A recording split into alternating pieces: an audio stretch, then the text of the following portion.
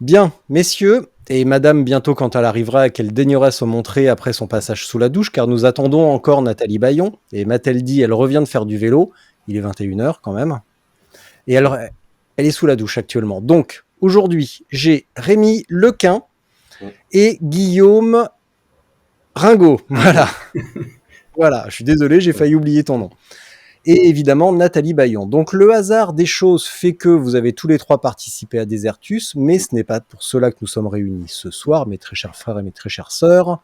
C'est que nous allons parler du bivouac, comment s'y prendre, quel matériel, et surtout, faut-il vraiment bivouaquer? Faut-il se sentir obligé de bivouaquer? Donc pour rappel, Rémi, c'est un éminent spécialiste de randonnée en montagne, de courses d'orientation, de bivouac en tout genre, et inventeur ou co-inventeur du concept de flashpacking. Oui, j'ai Tout repris ça, à la française. Ouais. tout ça avec une chemise digne des plus grandes années du disco. Donc, franchement, C'est même pas, c'est un mérinos. C'est un longue manche mérinos. monsieur est snob en plus. Je Et, porte du mérinos. Et également, alors là, je le vois comme ça à l'écran, à ma droite, j'ai Guillaume Ringot, fondateur de la Roue Dynamo, un magasin en ligne et peut-être même physique aux alentours de Clermont-Ferrand, qui propose, tenez-vous bien, des roues dynamo, entre autres choses, et éminent également spécialiste du bivouac. Donc, quand Nathalie va arriver, je la présenterai succinctement, même si c'est relativement inutile. Mais on va commencer dès maintenant. Messieurs, faut-il absolument bivouaquer? Qui commence? Ah oui, non, ça c'est toujours le problème. Hein. Quand on est plusieurs, il faut savoir qui y va en premier. Ça fait un peu plan à plusieurs. Qui y va en premier? Je sais, je suis d'accord. Mais faut-il absolument bivouaquer? Faut-il se sentir obligé de bivouaquer? alors là, ouais, vas-y. Bon, la Moi, réponse, elle est évidente hein, quand même. Hein. Bah ouais, enfin, moi je dirais non, pas forcément, c'est chacun fait ce qu'il a envie. Moi, à titre perso, je dirais oui. Je me vois, enfin, sauf enfin, en épreuve ou quand je voyage, le plaisir est tellement plus important quand je bivouac. Enfin, c'est vraiment, ça, ça devient de petites aventures, quoi. Alors que si je prends une chambre d'hôtel ou un Airbnb, un truc comme ça, ça enlève beaucoup de saveur pour moi. Après, voilà, c'est très perso et puis il y a d'autres plaisirs à prendre aussi à s'arrêter et à faire une bonne pause dans une piole, quoi. Alors tu dis ça parce que tu es expérimenté, mais ça nous y reviendrons plus tard, parce que globalement, ça fait peur un petit peu tout ça aux néophytes. Voilà, c'est Donc ça. Alors là, tu dis ça avec ton œil expérimenté, mais voilà, tout le alors monde n'a pas la chance d'être un baroudeur patenté. c'est pas une chance, c'est un truc qui se fait petit à petit, je pense. Et je pense, alors voilà, l'objet, enfin le truc qui est intéressant à aborder, c'est de se dire, si on a envie de bivouaquer mais qu'on n'ose pas le faire, comment y arriver petit à petit. Et là, je pense C'est qu'il est bien la question. important, c'est de parler d'une démarche, d'un apprentissage, et de se poser la question de quoi j'ai peur, parce que souvent, tant qu'on l'a pas fait, on a des peurs. Donc, quelles sont ces peurs? Et puis, une fois qu'on les a cernées, ben, on peut y aller petit à petit. Il peut y avoir la peur d'être tout seul, par exemple. Ça, je pense, c'est un truc assez important, c'est si on a la possibilité sur ces premiers bivouacs de les faire avec quelqu'un, ou enfin plusieurs, ou au moins à deux, je pense là, ça supprime déjà beaucoup de peur, quoi. Donc ça peut être un premier pied à l'étrier de faire ses premiers bivouacs avec des gens qui l'ont déjà fait. Guillaume, je suis désolé de te couper, mais là, t'as mis déjà un pied dans la deuxième question. Alors, soit tu fais un monologue et on te laisse, et nous, avec Rémi, bah, on s'appelle à côté. Soit tu laisses Rémi s'exprimer. C'est quoi cette manière d'Auvergnat, là, de monopoliser le truc? Ah bah c'est ça. Non. Moi j'ai quitté Ah, le les nord de la Auvergnats, vous France pour méritez bien votre l'Auvergne, réputation de rapia quand même. Hein. Mais je suis On ch'timi a à de la la chance base. d'être Auvergnat. Hein. Ah, ça va, c'est bien. Ah, Bonne putain. chose. Voilà. Non, sinon, ouais, pour ma part, Qu'est-ce ouais, que je fous là? pour- Non, pour le bivouac, est-ce qu'il faut bivouaquer nécessairement? Non, parce que c'est bien de bivouaquer, ça dépend du contexte, ça dépend de la saison, ça dépend Oui. des envies, et ça dépend du type d'épreuve et des endroits où on va rouler. Mm. Aussi, parce que moi je sais qu'il y a des endroits où on peut pas bivouaquer. Enfin, je sais que moi j'ai créé North Trail, donc le Tour du Nord-Pas-de-Calais. Il y a une zone clairement dans le bassin minier, c'est impossible de bivouaquer. Il y a très peu de zones naturelles. Les zones naturelles sont squattées où là il y a un risque via l'occupation humaine. Mais après, dans d'autres conditions, en hivernal par exemple, c'est vrai que moi, quand je fais des trips en hiver, j'aime bien dormir au chaud quand même, parce que c'est vrai que ça engage au niveau matériel autre chose.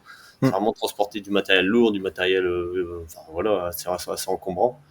Donc voilà, mais après, sur une épreuve, bivouaquer, c'est un atout, c'est un avantage parce que ça permet aussi de gagner du temps, sauf si on s'appelle Sofiane et qu'en 4 heures dans une nuit dans une chambre d'hôtel, on récupère pour 4 jours.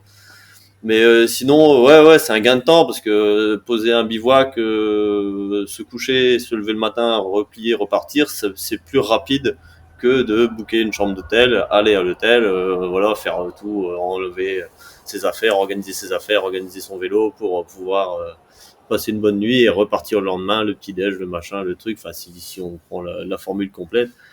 Donc ouais, sur une épreuve, c'est un gain de temps pour moi le bivouac et après voilà, c'est pas indispensable, mais c'est bien. Et après, il y a des contextes où on n'a pas le choix. Je sais que sur des parcours où il y a très peu d'hôtels, il y a très peu de zones, bah là, on n'a pas le choix. Moi, je sais que par exemple, sur l'Highland Trail, on n'a pas d'autre choix que de bivouaquer.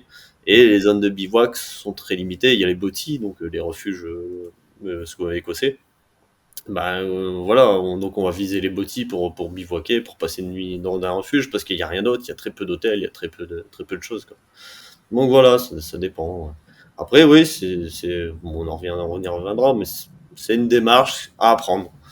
Apprendre à, voilà, c'est l'inconfort, quoi. Je sais plus qui avait dit à l'arrivée de la fin Divide, il avait 40 ans, et il dit, ouais, à la fin de la fin Divide, il dit, bah, en fait, ça fait 40 ans que je vis dans le confort, et je sans m'en rendre compte. Et que de faire la French Divide, pour lui, c'était de sortir de sa zone de confort pour découvrir autre chose. Ouais, ouais. Et ça l'avait transcendé. Donc, c'est une bonne chose aussi de sortir de sa zone de confort. Ça peut être violent, ça peut être difficile, mais c'est une bonne chose. Là, tu as cité la Highland Trail. Il faut quand même préciser que certes, il n'y a pas d'endroit où bivouaquer sur la Highland Trail, mais c'est aussi une épreuve qui se fait sur sélection, qui Mm. n'est absolument pas ouverte aux néophytes Non, pas du tout. et qui a la réputation d'être plutôt une épreuve de course à pied que de vélo, Ouais, ouais. quand même. Ouais. Bah, l'Highland Trail, ouais. Bah, là, c'est la partie vélo, donc la partie qui a été développée bon, j'ai perdu son nom. Mais pour justement être une course difficile, Mm. particulièrement difficile. Ouais, c'était pour préparer le Tour Divide. Ils voulaient se faire un tour en Écosse. Et c'est vrai que c'est difficile. Et voilà, ça passe dans un endroit où il n'y a rien. Il y a même des zones où on passe et il nous dit, bah, à cet endroit-là, n'ayez pas de problème. Parce que même si vous avez un problème, les secours, ils vont mettre du temps à arriver, quoi. Ah ouais. Donc voilà, pour la parenthèse Highland Trail. Ah ouais, c'est une épreuve très particulière.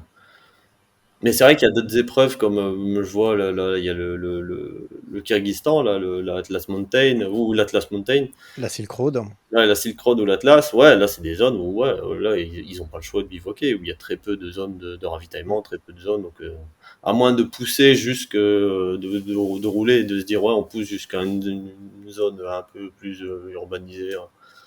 Donc là où il y a plus de monde et d'hôtels, donc mais sinon ouais, pas le choix de bivouaquer, hein. Mais là, pareil, on s'adresse quand même sur des Ouais, épreuves qui sont absolument pas pour les néophytes. voilà. Et les questions que l'on va développer ce soir, c'est surtout sur des Gravelman, des RAF 300, 500 ou 1000, des Ertus Mm. éventuellement, où on a pu avoir ce genre de questionnement. Mais sur les épreuves que tu as citées, Ouais. les mecs en sont pas à leur coup d'essai. Les mecs et Oh les non, non, nanas non, en puis sont pas à leur coup d'essai et c'est pas de dormir dehors qui va les effrayer. Au ouais, non, contraire, non, hein. pas trop, ouais, mais après sur une French Divide, il y a pas mal de néophytes quand même.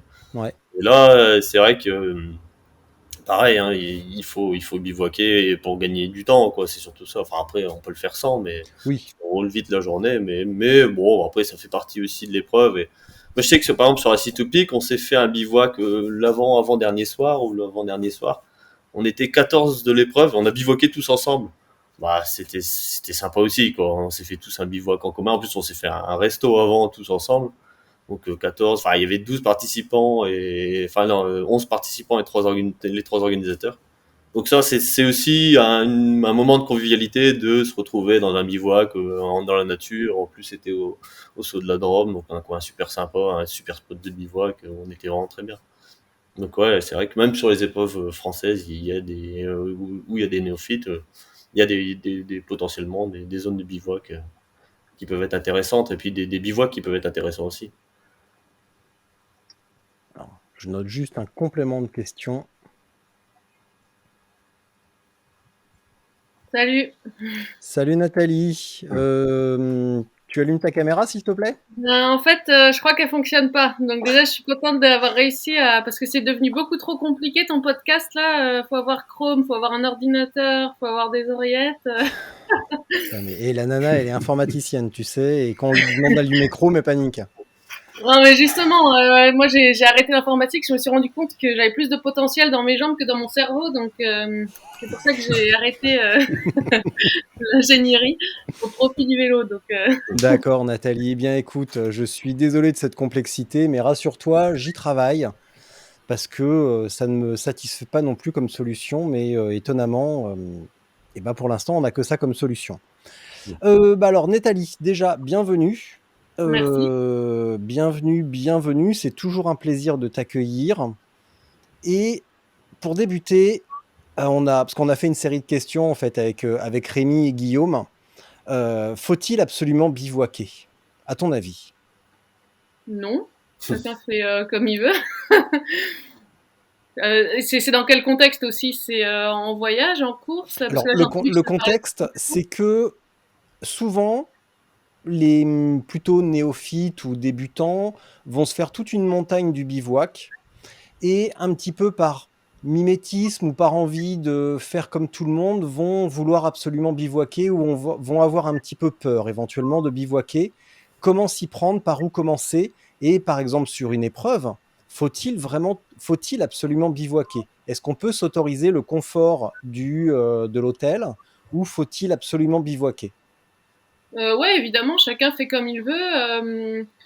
Et après, c'est des préférences. Alors, franchement, si je dormais, les débutants, ils vont peut-être aussi plus dormir.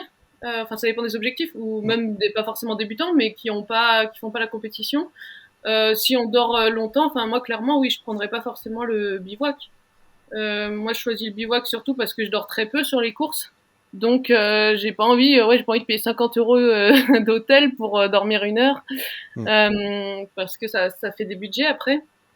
Et, euh, et aussi parce que je peux avancer comme je veux et dormir seulement quand je suis vraiment fatiguée, quand j'en ai besoin. Voilà, je suis pas contrainte par un hôtel ouvert ou des horaires.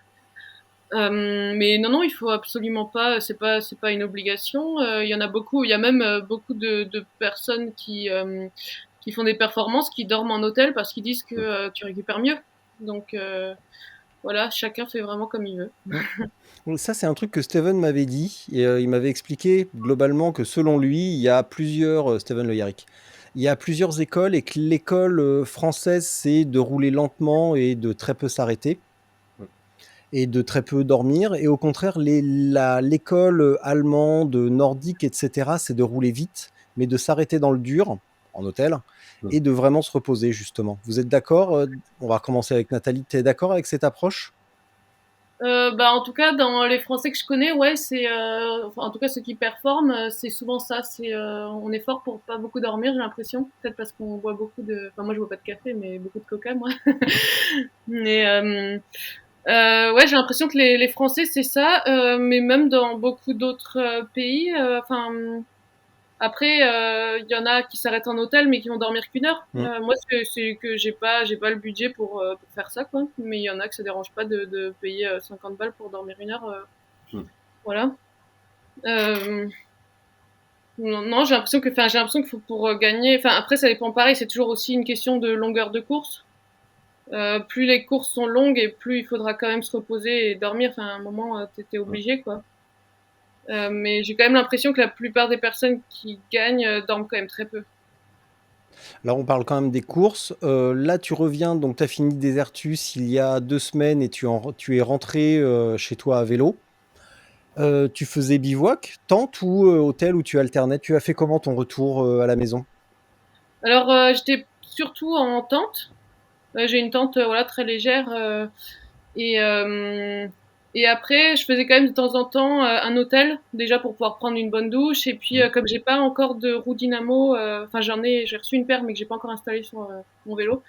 Du coup, il faut quand même que je recharge mes powerbanks, etc.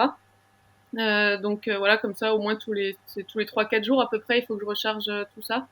Euh, et puis oui, puis de temps en temps, c'est sympa aussi d'avoir un lit confortable, pas toujours dormir à l'arrache. De prendre une douche. Ouais. Voilà, Ah, mais je suis vraiment nul parce que je viens de réagir qu'en fait, ouais, tu roules sur la selle Infinity et c'est Guillaume qui te l'a fourni. Et là, quand t'as dit je viens de recevoir des roues, je me suis dit, mince. C'est toi, Guillaume, qui lui a fourni les roues ou tu t'es fait doubler par un concurrent? J'ai dû me non, faire il devait m'en fournir, mais En fait, j'en ai une ouais, là j'ai qui est reçu montée, mais j'ai pas l'éclairage pour l'instant à lui fournir. Mais c'est quand j'avais trouvé une solution pour la semaine prochaine dans la journée. Mais bon, on en reparlera. Ouais. Nathalie Bayon et la malédiction de l'éclairage. ouais. Bon, Rémi, Ouais. pourquoi bivouaquer? Là, parce qu'on parle des courses, etc., mais il Ouais. faut quand même aussi rappeler que bah, le vélo, le bikepacking, tout ça, c'est pas que les courses, Non. c'est aussi le voyage, ce que vient de faire Nathalie, ce que Rémi, Ouais. tu as fait beaucoup, Guillaume également. C'est aussi ça, c'est aussi la balade. Et Ouais, que ouais. le moment de course est un moment bah, très précis et très personnel. Tout le monde n'a pas envie de faire ça, mais par contre, beaucoup plus de gens ont envie de voyager, etc. En termes d'expérience, de satisfaction, on en a déjà parlé un petit peu tout à l'heure avec Guillaume pendant son long monologue. Pourquoi bivouaquer? Bah, bivouac, moi je sais que quand je pars en vacances, par exemple, moi je fais très peu de route, je fais beaucoup de chemin, donc puis bon, je viens de l'outdoor, je travaille dans l'outdoor.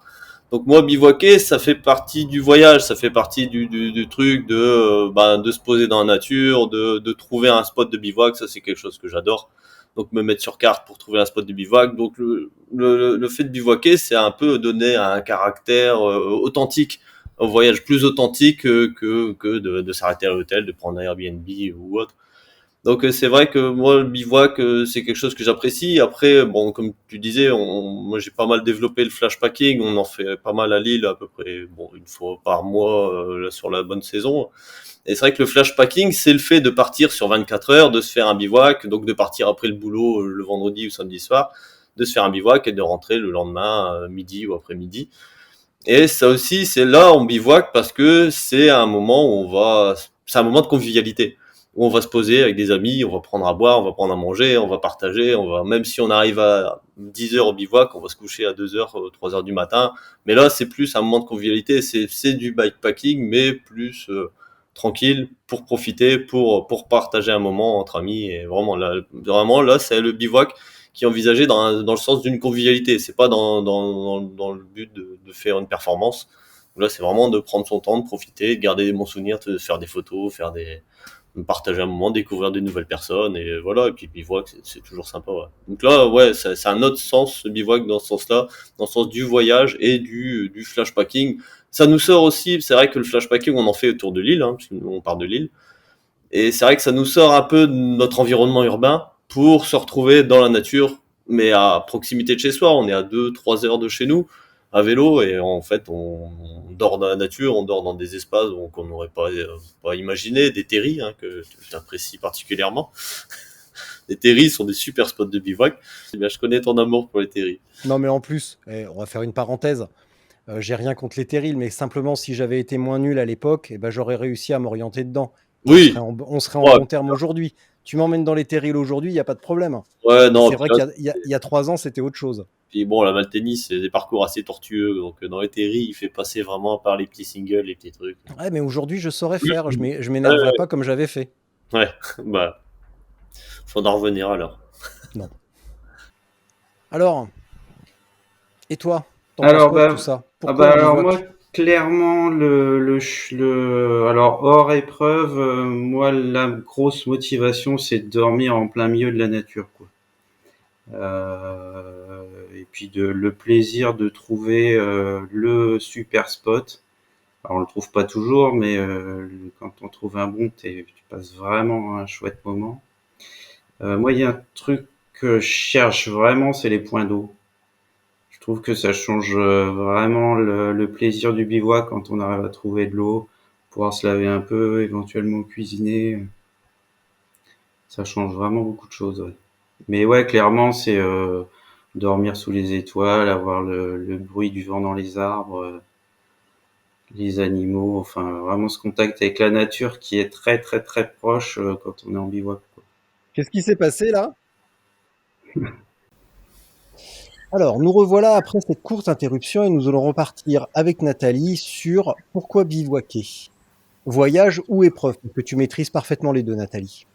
Ok, alors pour l'épreuve, c'est simplement, déjà comme j'avais dit, pour des raisons un petit peu d'économie. J'ai pas envie de payer une nuit d'hôtel pour dormir 20 minutes ou 1 heure. Et en plus, tu perds du temps aussi avec le check-in, tout ça. Enfin voilà, trouver les hôtels. Enfin, comme là c'est sur des épreuves, moi je fais surtout des épreuves entre, 1000-1200 kilomètres. Donc voilà, c'est des épreuves où on peut se permettre de très peu dormir, de faire des micro-siestes. Donc là-dessus, j'ai pas d'intérêt de prendre un hôtel. Peut-être que quand je ferai des épreuves plus longues, il y aura un intérêt. Ouais. Et aussi parce que je peux m'arrêter quand je veux. Voilà, quand je sens la fatigue, je m'arrête, je dors, je repars. Voilà. Et ensuite pour le voyage, c'est pour être un petit peu dans la nature et aussi pareil, j'aime pas, en fait moi j'aime pas trop planifier, je planifie un peu au jour le jour, je décide où est-ce que je vais aller le jour même, j'ai envie d'avancer à mon rythme, et du coup j'ai pas envie de m'imposer un arrêt à un endroit alors que je sais pas, j'aurais pu continuer plus longtemps parce que j'avais la forme et que il y avait rien d'intéressant sur la route où je voulais m'arrêter.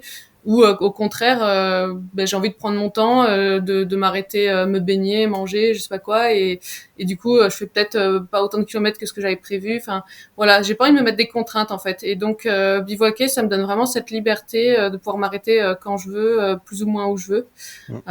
Des fois, c'est un peu contraignant parce que c'était proche d'une ville ou voilà. Là, par exemple, en rentrant de la Desertus Bicus, le dernier soir. Je suis arrivée, il était quasiment 22 heures, donc là il commençait à presque faire nuit. Comme on le sait, j'avais plus de frontale et j'étais proche des villes, il y avait des villes partout et donc là ça avait été un peu compliqué. Je commençais à me dire faut vite que je trouve quelque chose. Ouais, et puis j'avais regardé aussi pour les hôtels, mais tout était déjà fermé. Enfin 22 heures, il y avait plus vraiment de possibilités. Donc des fois ça peut être un peu embêtant. Mais on trouve toujours. Je suis allée sur un petit chemin de gravel et j'ai trouvé un endroit où poser. C'était pas l'idéal, mais j'ai réussi à trouver un endroit où poser ma tente et voilà. Donc voilà, c'est surtout pour cette flexibilité en fait que je bivouaque et pour être dans la nature. Attends, je rajoute une question. Tac. Hop. Je vais revenir sur. Alors, merci pour vos réponses déjà. Et on va attaquer vraiment dans le vif du sujet. Donc, comment bien débuter en bivouac? Parce que si nous sommes réunis ce soir, c'est avant tout pour aider les débutants, les néophytes, à mieux appréhender et à surpasser leur peur ou leur manque de compétences à ce moment-là dans ce domaine. Rémi, Ouais. comment bien débuter en bivouac? Comme le disait Guillaume, ce qui peut être bien, c'est de le faire avec quelqu'un, donc à deux ou plusieurs ou plus que deux pour découvrir avec une autre personne. Déjà, ça sécurise, on se sent en sécurité parce qu'on a toujours des peurs, enfin voilà, un peu irrationnelles, mais du bivouac, mais c'est ça, faut pratiquer, faut tester. En fait, faut tester avant l'épreuve. Faut pas, si on se lance sur une épreuve, faut pas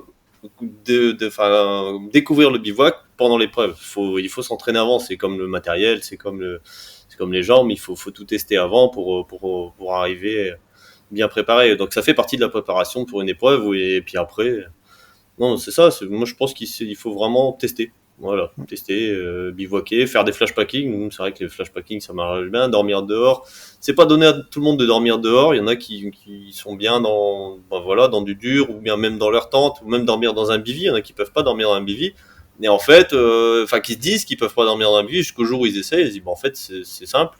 Moi, je me sens plus en sécurité en bivy qu'en tente, parce que je vois ce qu'il y a à l'extérieur. Moi, je peux voir, si j'entends un bruit, je peux voir tout de suite ce qu'il y a. Donc, bon, souvent, il n'y a rien. Hein. Souvent, c'est des bêtes qui traînent ou même rien du tout. Mais c'est vrai que, voilà, il faut, mais sans avoir expérimenté, on peut pas le savoir. Donc, c'est ça, faut expérimenter. Voilà, on va avoir différentes expériences dans différents milieux, différents contextes. Alors, ça répond pas vraiment à la question, parce que Ouais. si, quand on n'a jamais fait quelque chose, s'il suffisait de tester pour le faire, eh ben, il y aurait pas de débat, il y aurait Ouais. pas de peur, et tout le monde le ferait, et tout le monde dormirait dehors. Ouais, bah après il y en a qui testent. Enfin, je sais que nous on l'avait fait pendant le confinement. On s'était fait une nuit de bivouac chez soi. Donc chacun avait fait, et ça avait rassemblé d'ailleurs 5000 personnes. Ça avait été un carton plein ce truc. Et il y en a qui ont bivouaqué dans leur jardin, dans leur salon, donc avec son matériel. Donc, enfin, de toute façon, il faut tester son matériel. Moi, je sais que quand je reçois un matelas, bah, je fais une sieste dessus. Chez moi, je le monte chez moi, je fais une sieste dessus pour tester le matelas, savoir s'il est confortable, si je suis bien dessus, si j'arrive à bien dormir. Et c'est vrai que voilà, c'est déjà une première étape de pouvoir tester chez soi. Donc, dans un contexte, voilà, sécurisant, mon contexte de sa propre maison, de son propre jardin. Et voilà, c'est déjà une première étape. Après voilà, faut aller en graduant, enfin, avoir une certaine gradation comment dire, dans le côté aventure. Ouais. Après, on peut bivouaquer en camping aussi, ça peut être rassurant, ou bien sur un terrain chez des gens, lors d'une soirée ou enfin d'amis ou de proches. Ouais, voilà, ça peut être des approches pour pouvoir tester le bivouac, quoi. Mais je sais que les premières fois où je me suis lancé en bivouac, j'ai bivouaqué, enfin, je bivouaquais avant en tente, mais en bivy, vraiment en bivy. C'était 2 nuits avant la French Divide où je m'étais lancé, je veux dire, je partais 2 jours.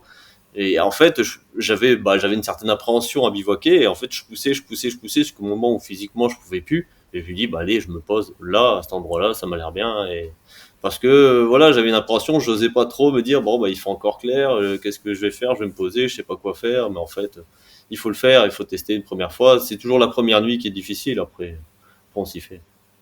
Et plus on pratique, plus on s'y fait.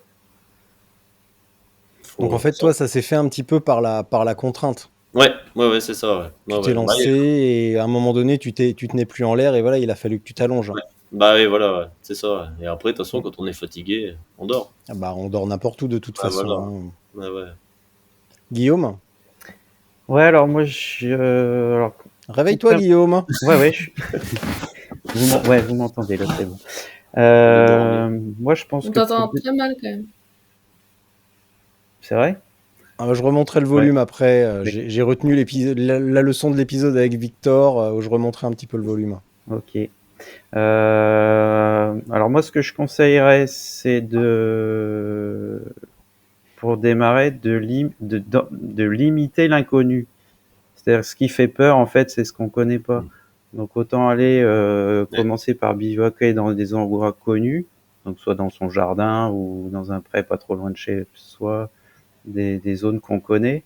Et après, je pense que pour démarrer, la tente, ça donne quand même une protection qui est quand même rassurante. Alors, je suis d'accord avec Rémi. Moi, c'est pareil. Maintenant, j'aime autant être en bivy pour bien voir les trucs à voir qui peuvent faire peur et qui en fait sont rien du tout. Alors que la tente, on voit pas. Ouais. Mais je pense que vraiment les premières fois, une tente, ça donne quand même une petite maison, une petite protection qui est rassurante, quoi. Moi, ce que j'apprécie beaucoup dans le bivy, c'est plus la simplicité. On jette le truc par terre, on se met dedans. Il n'y a pas à monter la tente. Ça, je trouve ça vraiment pratique. Donc ouais, vraiment démarrer dans des zones connues au début, je pense que ça peut être un bon plan. Éviter les forêts, parce que les forêts, je trouve ça, s'il y a le bruit des arbres, on voit pas le danger qui peut arriver. Il y a des animaux. Enfin, les forêts, c'est quand même des endroits qui peuvent faire peur.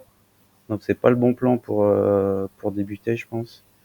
Faut mieux essayer de trouver des endroits un peu dégagés, des prés.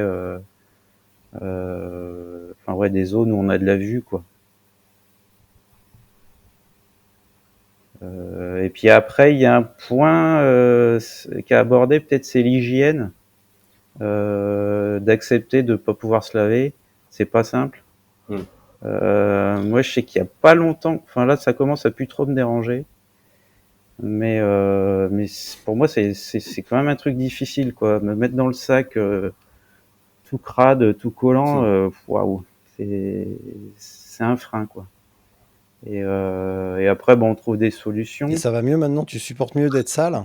Ouais, mais ça fait pas très longtemps. Voilà, sur la Désertus, ça m'a pas dérangé. Bravo, du tout. Guillaume.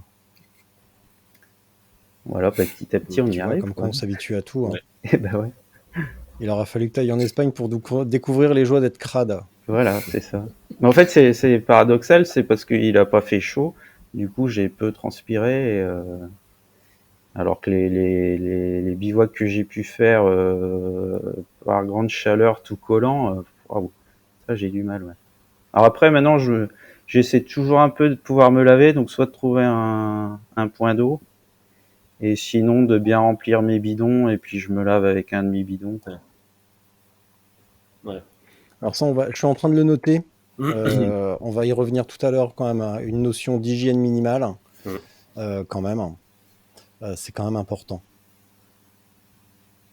T'as fini, Guillaume? Ouais, c'est bon. Ouais. Ok. Nathalie. Alors, Guillaume, ça souffle un petit peu dans ton micro, donc je vais couper ton micro un instant parce que ça souffle un tout petit peu. D'accord? Ok.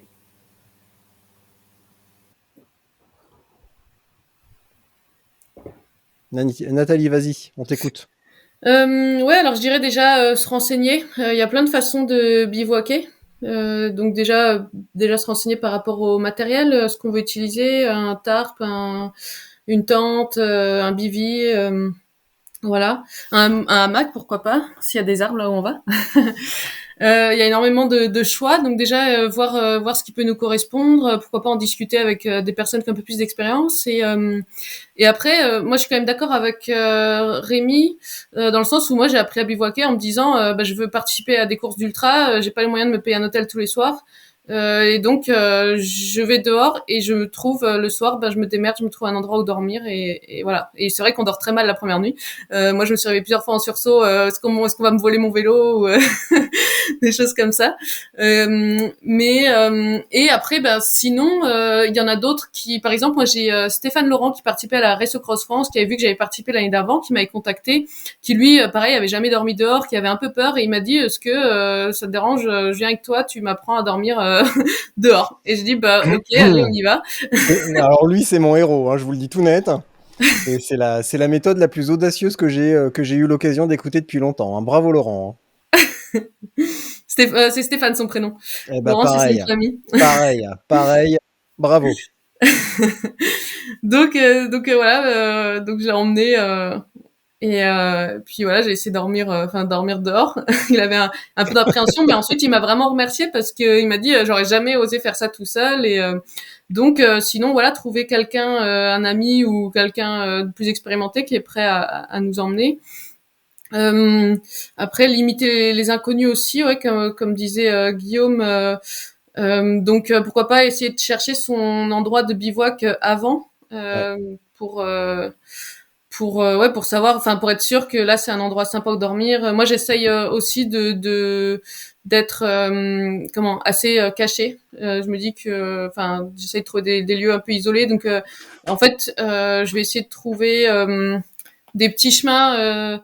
Par exemple, moi j'utilise Komoot, je vais regarder les petits chemins de gravel ou des choses comme ça, et là tu sais que t'es un peu plus en forêt, t'es un peu plus isolé, tu peux aussi voir des fois j'utilise il y a Parc Fortnite là qui est plutôt pour des vannes ou des choses comme ça, mais cette carte, enfin t'as des cartes où tu peux vraiment voir s'il y a des bâtiments, des choses comme ça, et des fois aussi tu peux voir, tu peux avoir des idées où est-ce qu'il y a des endroits un peu calmes ou des choses dans ce genre. Voilà, enfin il y a sûrement d'autres applications aussi. Mais ouais, peut-être prévoir déjà à l'avance où tu vas dormir, ça peut être quelque chose d'un peu qui aide également à se lancer. Et ensuite, j'imagine qu'il y a aussi beaucoup enfin de plus en plus maintenant des choses un peu organisées. Je pense à par exemple, comment ça Vas-y, s'appelle? je sais ce que tu vas dire. Vas-y, lance ton placement de produit. Non, c'est pas un placement de produit. C'est euh, C'est des gars qui font la transhumance, là, je sais plus comment ça s'appelle, qui traversent le Vercors et qui vont jusqu'au sud. Là, ils font une nuit en bivouac. Je crois que c'est Naturist Bike, non, je sais plus trop. C'est On Dry. Ouais. Ah, la Grande Drive, voilà, c'est ça. Ouais, La j'avais Ah, grande tu fait. l'avais fait Ouais, Rémi, en j'avais plus, fait, toi, il y a j'ai 2-3 fait la ans. première. Ouais, c'était Bon, bien. désolé, j'ai été un petit peu une langue de paix, là. Je pensais que tu allais parler de nos amis de Gravelers. Non, Ah, Gravel Up. Non, non, non. les mecs de Gravel Up. Non, parce que eux, ils sont pas en bivouac. Eux, ils dorment justement, c'est Hmm. un truc organisé avec des hôtels. Ah, les T'as mecs, je tes te jure. Hein? Ah, les mecs, je te jure. Ça se voit qu'ils ont bossé au Club Med, hein, quand même. Hein. Les gars, dormez dehors, bordel. Quand même.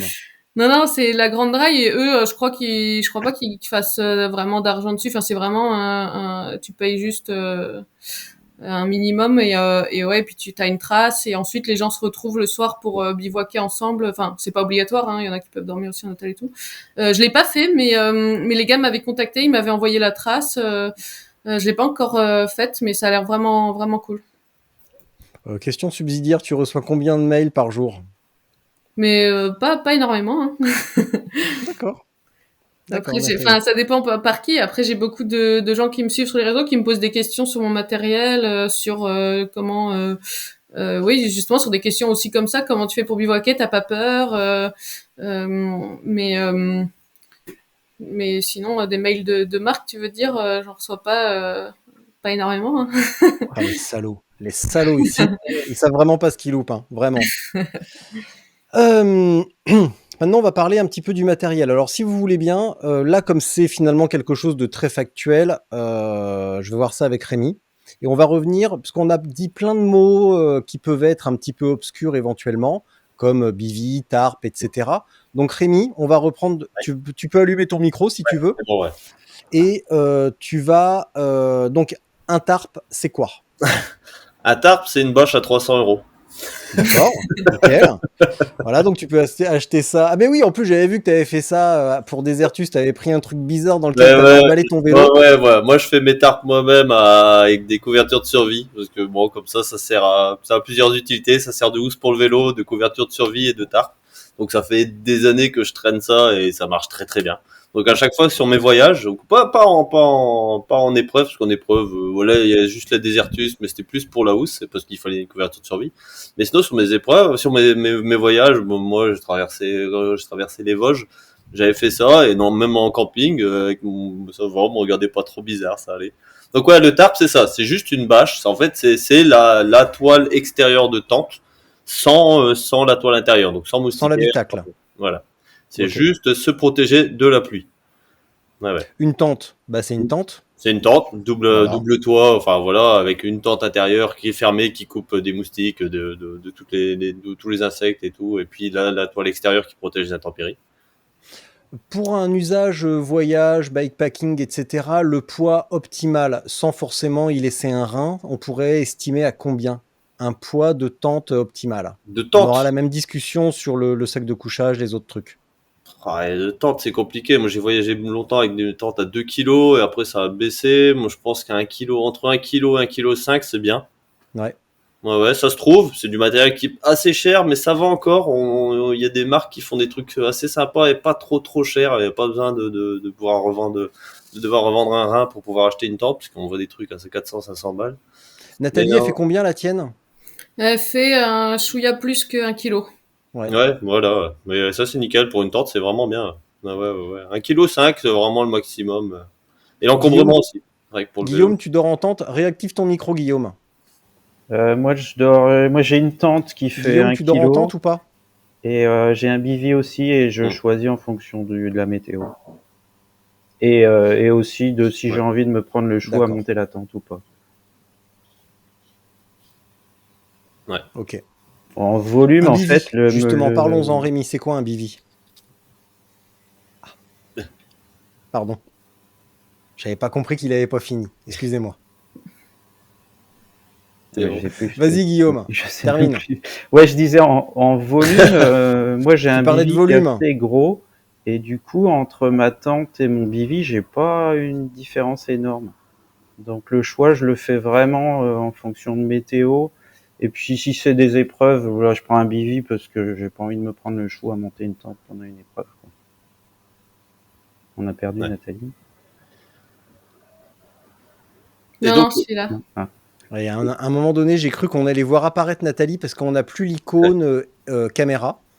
et je me suis dit, tiens, voilà Nathalie de Nazareth. Et en fait, non, c'est juste Nathalie, la Vosgienne ou l'Alsacienne, je sais plus, un truc comme ça. Là, je suis en Alsace, ouais. Ouais, effectivement, l'Alsace et Nazareth, c'est pas du tout le même climat, hein, en effet. Difficile de se tromper entre les deux.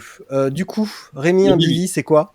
Donc le bivy, c'est juste un sursac de couchage. Donc ça se met au-dessus du sac de couchage et ça sert à protéger vraiment. Il y en a qui sont étanches, mais bon, moi j'ai fait 2 nuits sous la flotte en bivy, ça passe pas. Ça sert à protéger d'une rosée, ça sert à protéger du sol. On peut bien souvent, pas tout le temps, mais pouvoir mettre son matelas dedans. Donc moi, dans le mien, il fait 200 grammes. Il fait la taille d'une canette de Red Bull qui est repliée. Et voilà, dedans, je peux mettre mon matelas, toutes mes affaires. Il y a une moustiquaire, donc il ferme totalement avec moustiquaire. Donc voilà, vraiment, je peux embêter. En plus, je peux tendre. Bon, il est bien fait, le mien. C'est un sur-mesure que j'ai fait faire aux États-Unis, qui est fait aux États-Unis. Et il y a un espèce d'élastique qui permet d'accrocher pour pas avoir la toile contre soi. Donc comme ça, j'ai une mini tente. Donc s'il pleut pas, vraiment, c'est nickel. Et tu peux rappeler la marque, s'il te plaît? Boragir. D'accord. Ouais, Boragir et donc même les prix, ils sont, enfin moi avec l'expédition en France, j'en avais pour 90 € pour moins de 200 grammes et vraiment je suis vraiment déçu, enfin pas déçu, non, content, je suis pas déçu. Et en plus, j'ai découvert en revenant des Desertus Bicus que il faisait exactement la taille de mon vélo replié. Donc il me sert de housse de vélo maintenant. J'ai pu trimballer ma couverture de survie trafiquée.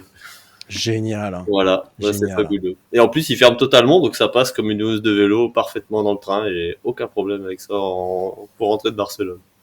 Génial. Eh ben écoute, tout ce que je te souhaite, c'est qu'un jour tu vas te rendre compte que les axes traversants de ton vélo pourront aussi te servir de brosse à dents. Voilà. Et ça, c'est vraiment cool. Guillaume, ta marque de bivy, on va reprendre ça aussi un petit peu, les marques, pour donner des repères de poids, de marque, de tarifs. Je suis en train de la chercher parce que je ne me rappelle plus de la marque. Ma tante, c'est une Vaude que j'adore, que j'ai depuis quelques années. Et mon bivy, c'est un Outdoor Research qui est assez grand. C'est pas optimisé pour ceux qui chargent vraiment le poids. Mais il est bien large et du coup je me mets mon matelas dedans, des affaires s'il flotte. Et il y a un petit arceau pour éviter d'avoir la toile sur la tronche. Et je l'ai jamais utilisé, j'ai pas essayé.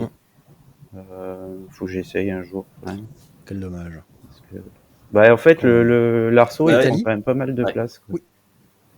Mais moi, j'ose plus dire de. Ah bah non, moi j'ai trop peur. Du placement de produits. Ah non, mais en plus, attends, j'ai trop peur de vexer Guillaume si je continue à lui couper la parole quand il a pas fini sa diatribe. Hein. Attends, oula. Non, mais attends, Nathalie, on le sait quand même. Hein. Et puis, surtout pour commencer, manger des barbaos. Oui, exactement, ouais. Et rouler en canyon. Rouler en canyon et en barbao. Ouais, non, en plus, ouais. Du coup, moi là, j'utilise une tente Big Agnès qui est faite pour le bikepacking, donc c'est vraiment pas mal. Comment tu dis à dire, hein? Oui. Non, vas-y, finis. Ah. Là, il teste les fonctions. Ça veut dire je m'emmerde. Alors je regarde un petit peu s'il y a les boutons, à quoi ça sert rigolo, et tout. Et Rémi, un jour, je te passerai l'interface native du truc et tu verras, il y a des roulements de tambour. Attends, regarde. ouais. Ah, pas mal. Eh ouais. Ouais. Ça, c'est pour Nathalie. Alors, j'avais une déclaration à faire. Voilà. Putain. Voilà. Donc, Big Agnès.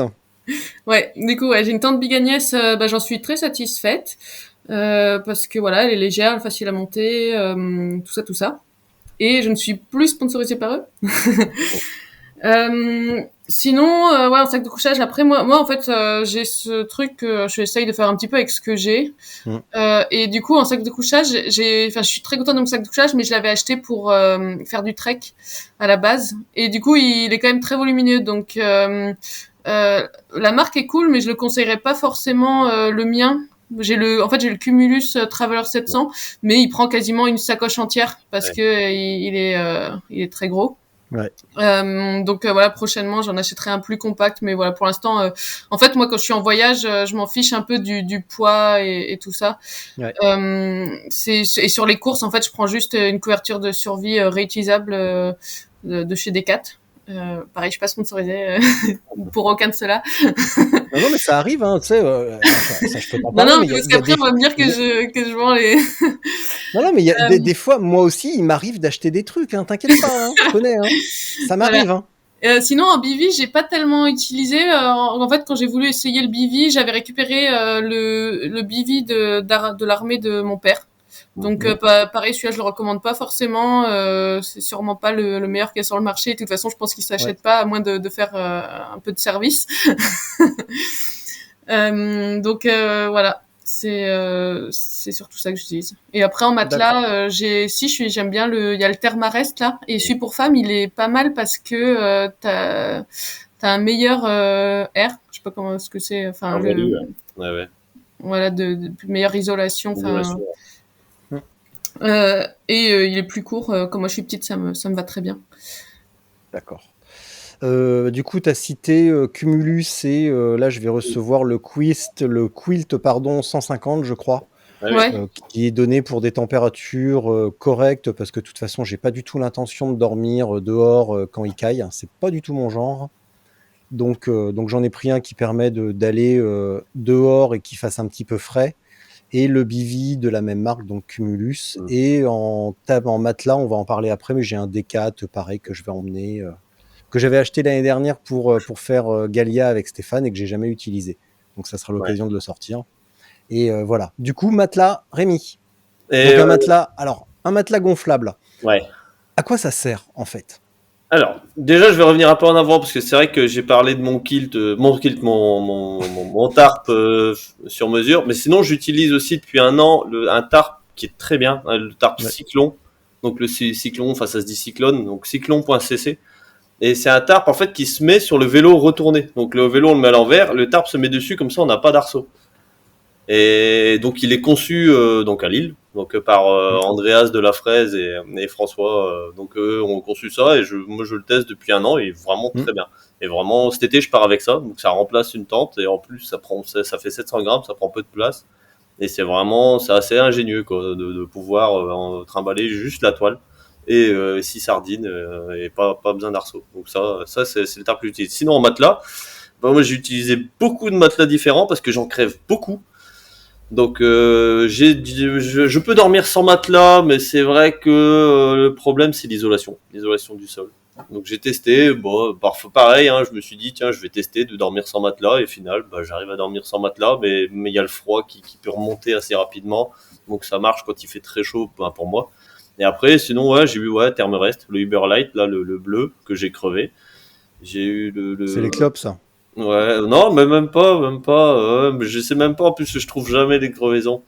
J'ai eu un Big Agnès, les rouges là, ils sont vraiment très bien. Enfin, ils sont vraiment très confortables, très épais. Ils ont une espèce en forme de cuvette, donc on bouge pas dedans, on part pas sur le côté. J'avais eu un D4. Moi, j'avais commencé avec un D4. J'ai eu les deux D4, les anciens et les nouveaux là en cours. Pareil, je les ai crevés. Et du coup, je suis passé au matelas mousse maintenant, donc qui se replie là en accordéon. Et alors là, j'en suis vraiment très content parce que même au bivouac, on peut se poser à terre, pas obligé de s'asseoir, même si c'est un peu humide ou quoi, ou même sur une pause, on peut se poser sur un truc confortable et puis, le soir, pas de gonflage, pas de dégonflage. Faut le caser sur le vélo, ça c'est pas facile. Avec certaines sacoches, c'est plus facile que d'autres, mais ça va, ça passe. En épreuve, c'est plus compliqué parce que c'est des petites sacoches. Mais moi, quand je pars en voyage, il y a aucun souci avec ça et je suis vraiment c'est confort, c'est bien isolé. Donc il y a Thermarest qui en fait, et puis il y a une autre marque Nemo. Le Nemo est très bien, le switchback, il est vraiment très très bien. Et c'est celui que j'ai recoupé à 120 cm parce que de toute façon moi peu importe la taille du matelas, moi c'est l'inverse. De Nathalie, je suis grand donc mes pieds dépassent toujours. Donc quitte à avoir un matelas, ça sert à rien qu'il fasse 1m80. Donc moi je recoupe au genou parce que dans tous les cas mes pieds touchent à terre, donc autant gagner un peu de poids. Donc pareil, en matelas gonflable, je suis en matelas court, toujours, et isolé. Parce que j'avais eu un matelas là, un Sea to Summit. Mais peu isolé, j'ai eu froid, j'ai eu assez froid, ouais. J'ai senti le froid qui revenait dans les reins en pleine nuit, et c'est pas agréable.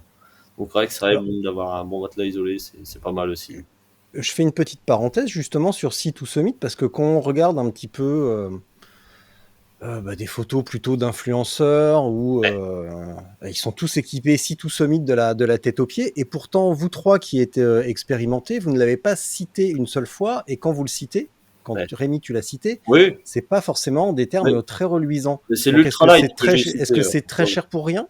Non, non, non, là c'est l'ultralight que j'ai cité. Thermarest est beaucoup plus cher que Sea to Summit. Ouais. Et bon, il est excellent et fragile, le Uberlight. Il y a le modèle là, enfin le Light ou Ultralight de Thermarest qui a un très bon compromis justement entre confort, poids et prix. Et après, non, le Sea to Summit est bien, mais moi c'est vraiment, j'avais pris le plus léger, et c'est vrai quand on compare Thermarest et Sea to Summit, Thermarest ils sont plus épais et plus légers, étonnamment, et bien isolés, alors que Sea to Summit j'étais un peu déçu sur ce côté-là, ils sont un peu plus lourds, un peu moins chauds et moins épais, donc bon, au final on y perd un peu. Mais après, non, j'ai un liner, donc comment dire, un sac à viande qu'on met dans le sac de couchage, Sea to Summit, qui est vraiment excellent, que j'adore, qui est en le thermoréacteur, je sais plus quoi, là, que j'utilise tout le temps, parce qu'en plus ça permet de dormir, dormir à poil dans le sac de couchage sans avoir la matière sac de couchage sur la peau directement, donc c'est vrai que c'est agréable. Ça c'est très bien, Sea to Summit, mais après le reste, je connais très peu leurs D'accord. produits. Ok. Ouais. Guillaume, matelas? Matelas, pour l'instant, j'ai le même que Nathalie en version homme, le Thermarest, qui est hyper isolant, et c'est incroyable comme il isole. Par contre, je dors super mal dessus. Je sais pas, il glisse, Ah ouais. il est trop épais. Et donc je cherche autre chose pour l'instant, mais j'ai pas encore trouvé. Par contre, c'est vrai qu'en isolation, c'est fou. La Il suffit Big que t'aies Agnès, une c'est bien, fesse qui hein, sa dépasse, tu forme. sens direct le froid, quoi. C'est Moi, le Biganex, il a crevé très rapidement. Ouais, Je sais pas si c'est pas un peu plus fragile. bon, moi aussi. ouais, mon Après, Thermarest, du coup, il a j'avais crevé racheté, aussi. comme tu dis, toi, Richard, j'avais racheté un Décathlon, là, pas cher. Enfin, vraiment pas cher et pas mal. Ceux-là, ils sont bien résistants. Enfin, j'avais pris le petit, pareil, du coup, j'avais pas Ouais. les pieds enfin, j'avais les pieds qui touchaient pas le matelas, mais c'est pas tellement gênant, en fait, parce que Bon, c'est pas là où t'as trop non, c'est froid. pas là où on a froid. C'est au rein qu'on a froid, de toute façon. C'est dans le Mm. dos. Alors moi, j'avais testé un modèle Donc, court voilà, là, et pour ceux qui ont j'avais un petit froid aux budget, jambes. enfin, Décathlon, Ouais, ça peut être le coton est intéressant. bien. Ah ouais. Ah ouais. Ouais, mais je suis frileux des jambes et du coup. Ah ouais, non.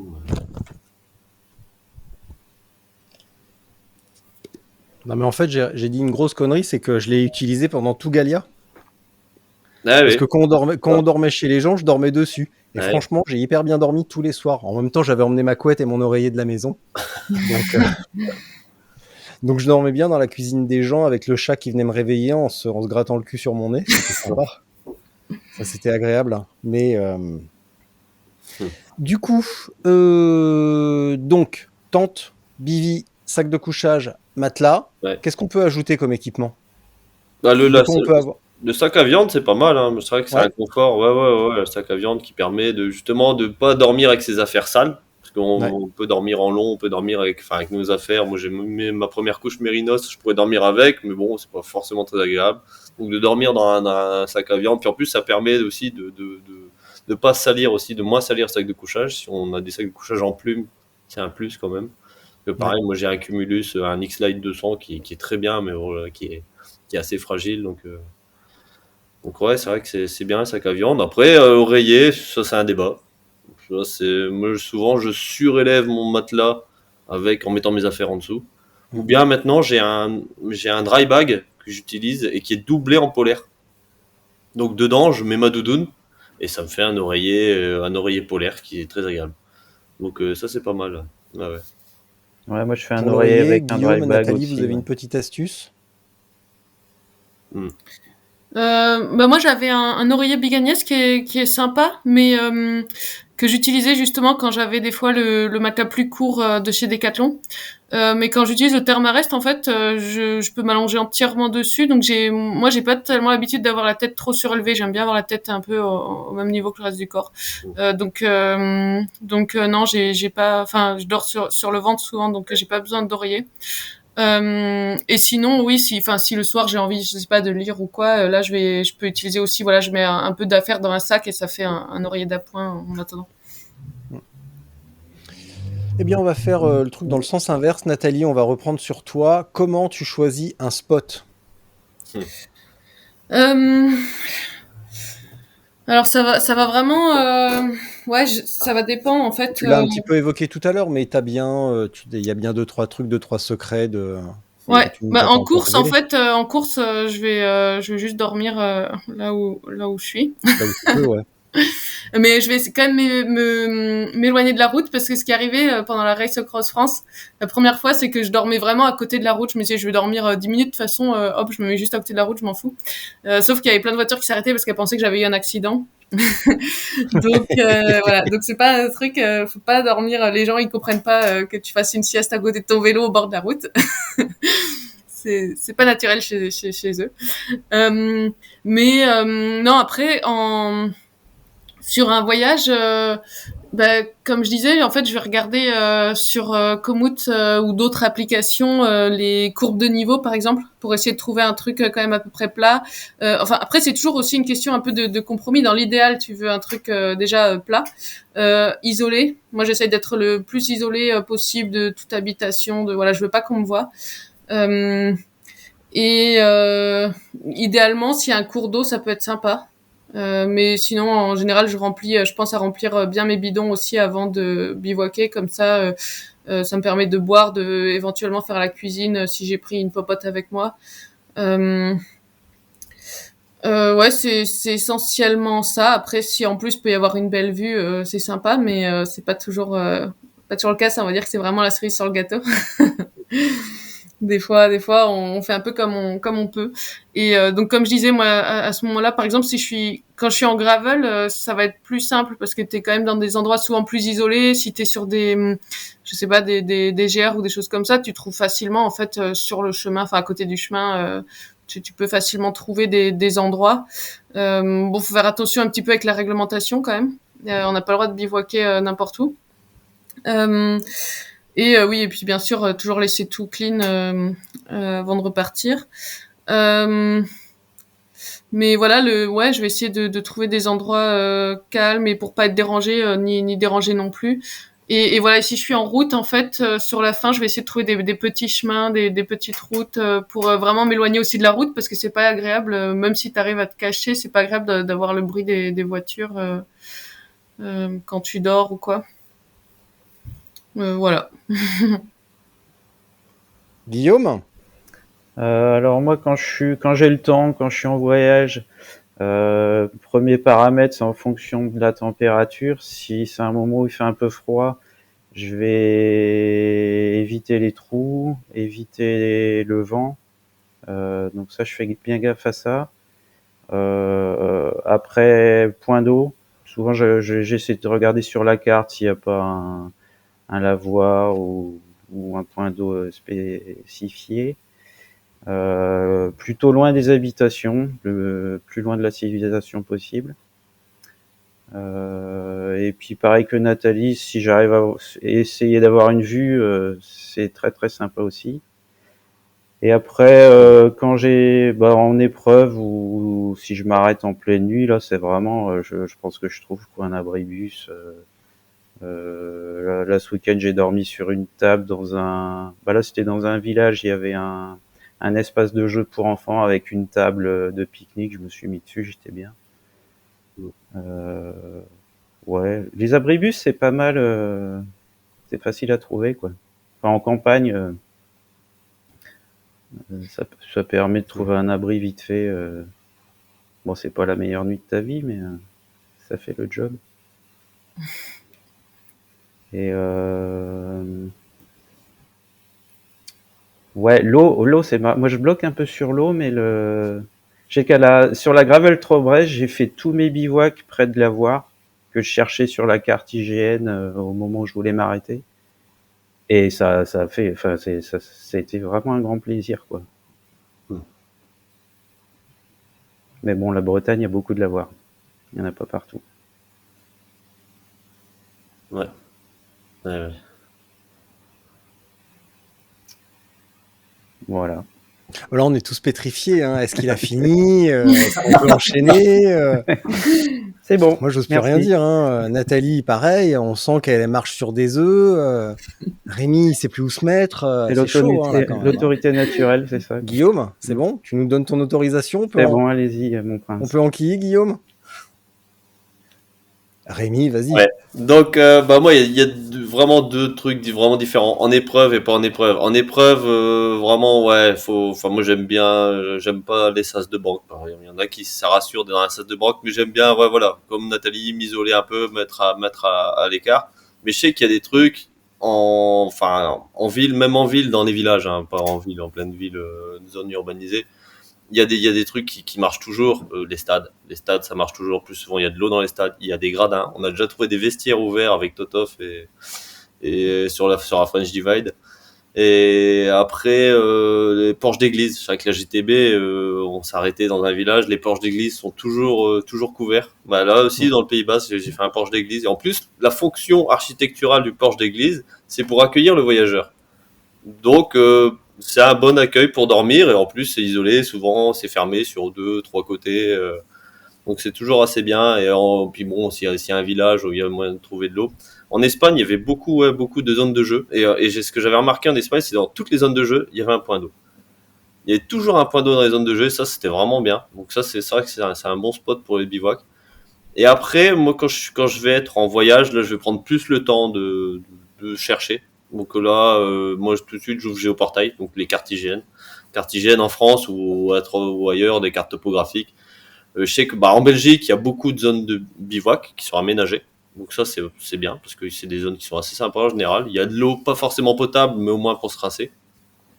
Et en France, en fait, il y a beaucoup de zones, toutes les zones de pique-nique. Il y a très peu de zones de bivouac aménagées en France. Il y en a des privées, mais c'est mal répertorié, c'est dur à trouver.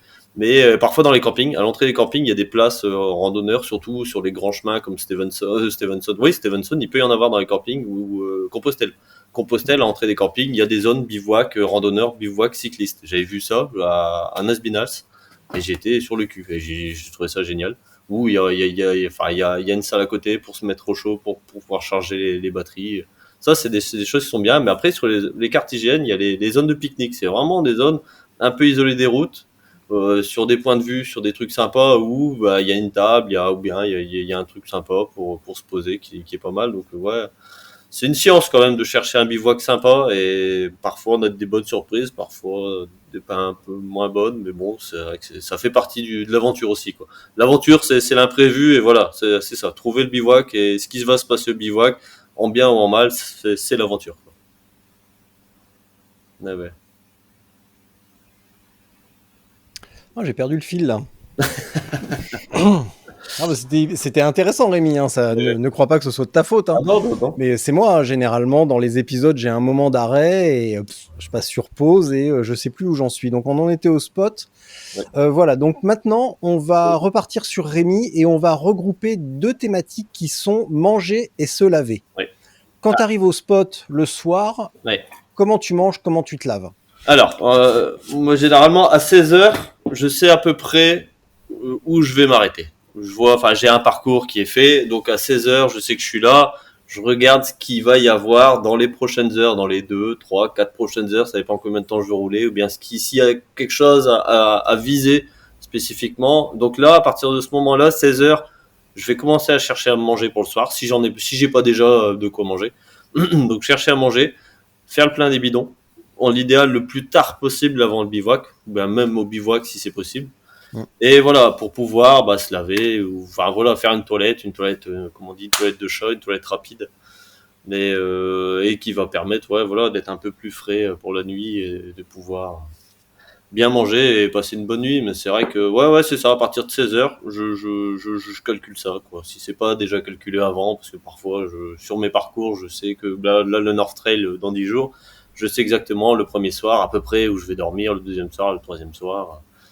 Et en plus, c'est des zones C'est où il y a parce que de tu es l'eau. chez toi et que Bah tu as oui, déjà voilà. dormi, Ah, ouais. dormi 10 fois à ces endroits-là. Bah c'est ça, ouais, C'est pas ouais, du ouais. jeu. Bah non, voilà, c'est trop facile. Non, il y a des super spots de bivouac. Et après, il y a des spots de bivouac comme, enfin, à Saint-Valéry, pour pas le citer, où il y a un spot qui est vraiment idéal, qui est en face de la ville, mais qui est coupé par un chenal de rivière. Et donc c'est en face de la ville, mais il faut faire 5 kilomètres pour pouvoir y accéder. Ça fait que c'est un endroit couvert, un abri de randonneurs. Donc les abris de randonneurs, c'est très bien pour les bivouacs. En Bretagne, par exemple, il y en a énormément. Et en plus, en Bretagne, il y en a avec de l'eau. Ça arrivait souvent, donc ça, pareil. Donc ça fait partie du truc, du confort, quoi, des abris de randonneurs. S'il pleut, on a un abri, on a de quoi faire le plein d'eau et puis faire une petite toilette. Et après, ouais, voilà. Bah, c'est ça. Les capitaineries, c'est pas mal aussi. Capitainerie, port de plaisance. Parce que là, on peut même avoir des machines à laver et des douches, comme port de Morgat. Alors là, c'est un incontournable de la Gravel Trobrez. Et ouais, non, donc ça, l'hygiène, ouais. Puis après, il y a l'hygiène, il y a aussi, il faut réapprendre à pas se laver tous les jours, c'est pas grave en fait. On peut ne pas se laver tous les jours. Après, c'est notre corps qui est habitué à ce qu'on se lave tous les jours. Du coup, on peut prendre une douche tous les 2 jours, c'est pas grave si on n'a pas fait forcément beaucoup de sport ou beaucoup d'activités physiques.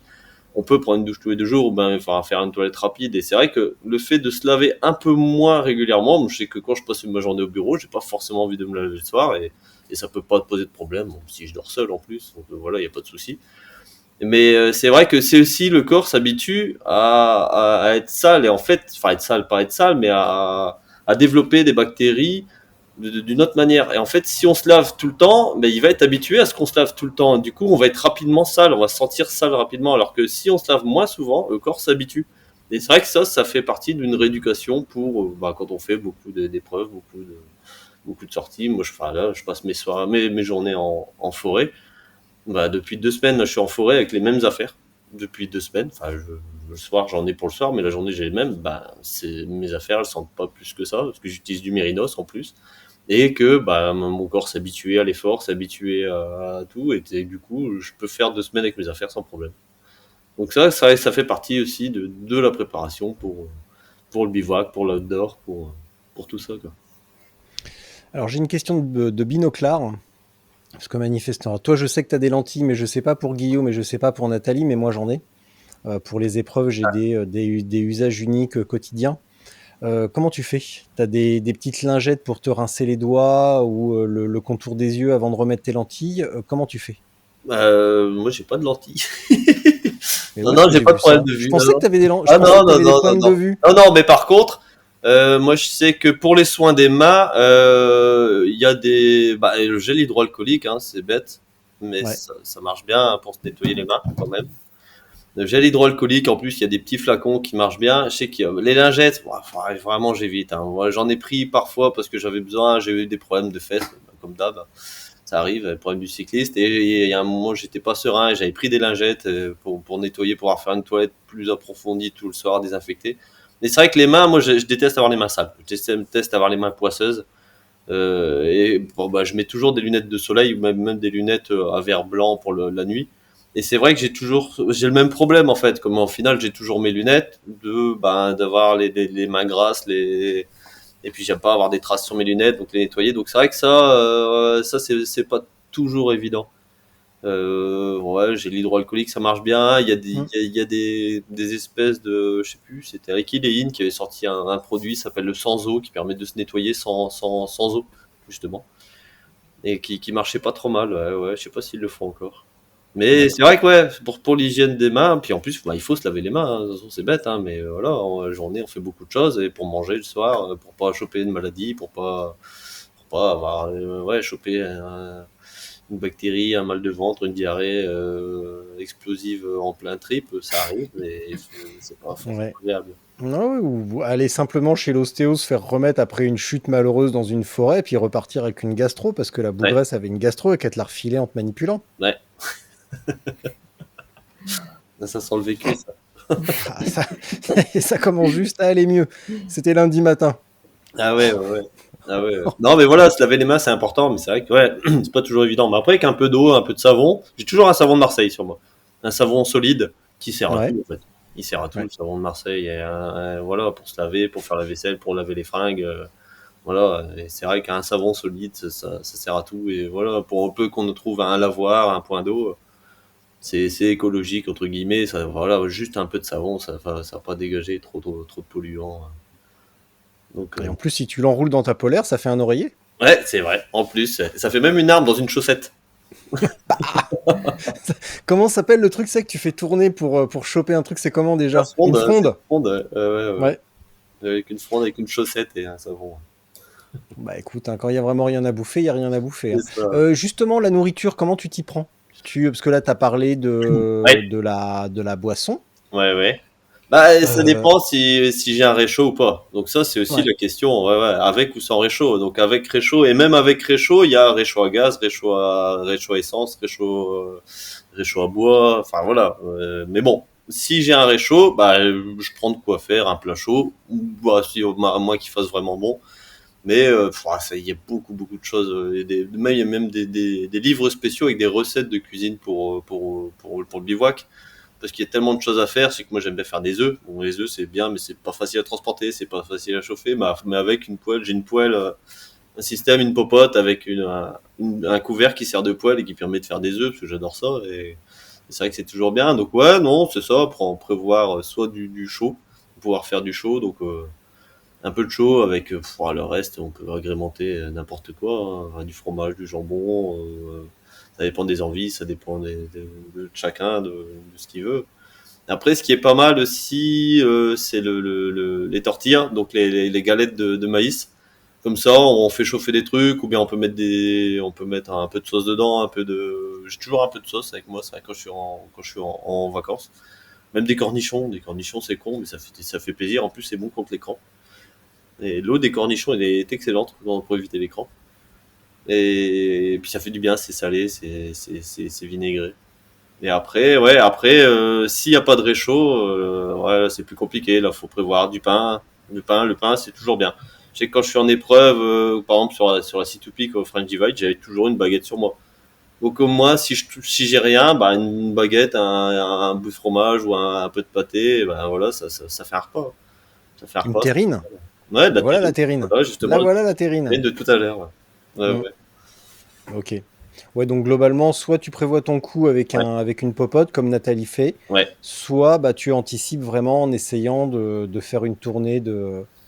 une tournée de boulangerie ou Ouais, une c'est ça. supérette quelconque Ouais, et tu super. t'arrêtes. Ouais. Ok. Guillaume? Alors, moi, le choix du bivouac, je le fais plus tard que Rémi, un peu plus au feeling. C'est quand, en fin de journée, quand j'en ai marre, je commence à regarder où est-ce que je vais pouvoir trouver un bivouac, Mm. en jetant un œil sur la carte, hygiène.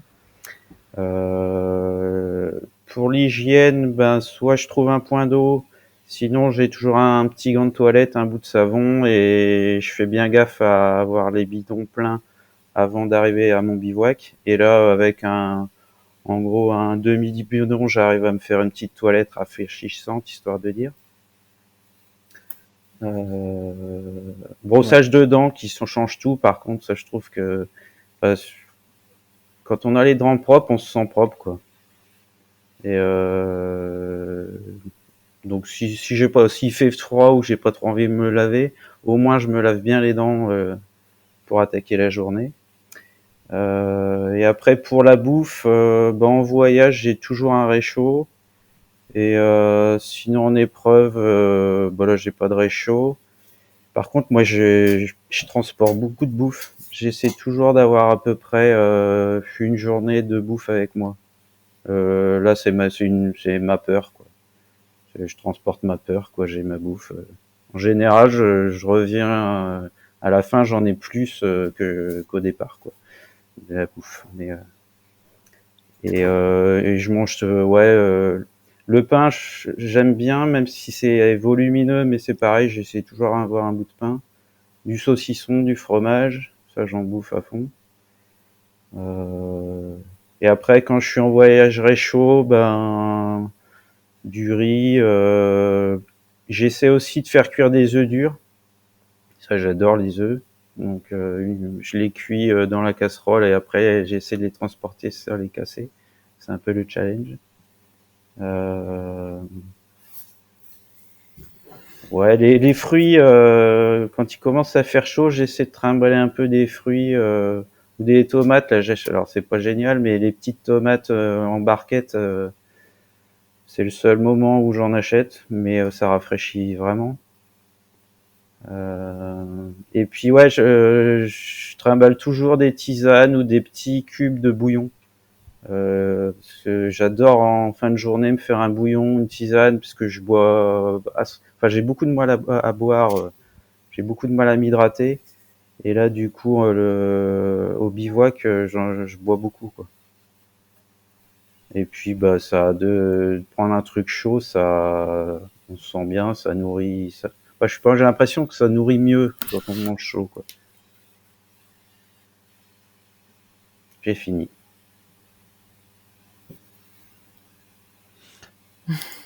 Non, mais là, en plus, j'allais dire un truc sérieux. Notez bien. Tout à l'heure, Rémi disait que dormir dehors, on a des peurs parfois irrationnelles. Et là, tu viens de l'exprimer, c'est que on y reviendra tout à l'heure, tu transportes tes peurs. Et il y a un côté réconfortant dans la nourriture, dans des petits rituels que l'on va avoir, finalement. Ah ouais, Donc, boire complètement. chaud, Ouais. tu te sens, t'as l'impression d'être vigoré, d'avoir les dents propres, tu te sens propre.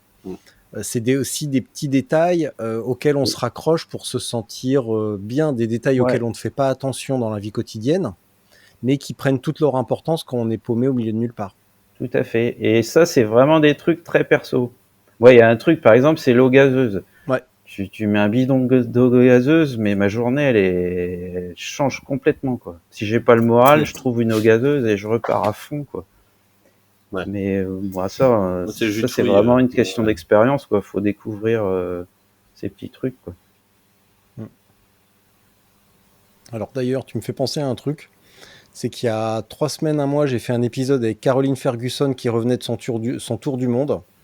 Et on a oublié de parler d'un truc, c'est qu'elle, quand elle n'a pas le moral, elle écoute Master of Puppets de Metallica. Et ça nous fait un point commun supplémentaire, le plus cool qu'on pouvait imaginer. Donc je suis hyper content, et comme je sais qu'elle écoute, Caroline, je t'embrasse fort, et on écoutera Master of Puppets ensemble. Nathalie. Alors, moi, niveau hygiène, je me suis plutôt pas mal habituée à être crado. Et elle dit ça avec un naturel déconcertant. J'adore. Non, mais voilà, j'amène quand même évidemment brosse à dents et dentifrice. J'amène aussi un petit peu de savon, des fois des lingettes. Comme on disait, l'hygiène au niveau des fesses et tout, c'est quand même assez important. Ouais. Sinon, ça fait vite mal et des irritations, tout ça. Voilà, comme je disais, après moi je fais des bonnes douches. Tous les 3-4 jours, je me prends un hôtel, ou alors il y a les warm shower aussi qui est sympa. Où tu peux rencontrer des gens qui hébergent des cyclistes, et j'en fais aussi un petit peu de temps en temps. Et puis par rapport aux lentilles, en fait, moi j'étais myope. Alors je me suis fait opérer des yeux. Donc ça c'est quand même cool, ça change la vie, parce que c'est vrai qu'avant c'était un peu un problème, surtout au niveau dans les courses d'ultra. J'avais des lentilles et ouais, c'est un peu une horreur dès que t'as une poussière. Moi j'avais des lentilles dures en fait. Et ça, ce qui est bien, c'est que par contre tu peux les garder plusieurs jours. Ouais. Mais dès que t'as une poussière ou un truc qui rentre dans l'œil, c'est l'horreur, quoi. Mais sinon, ouais, je voulais me faire, avant finalement de me faire opérer des yeux, je voulais faire les lunettes. Je pense que le mieux, c'est quand même d'avoir des lunettes à sa vue. Tu peux faire des lunettes de vélo à ta vue, et c'est quand même le plus pratique, je pense. Voilà. Sinon, nourriture.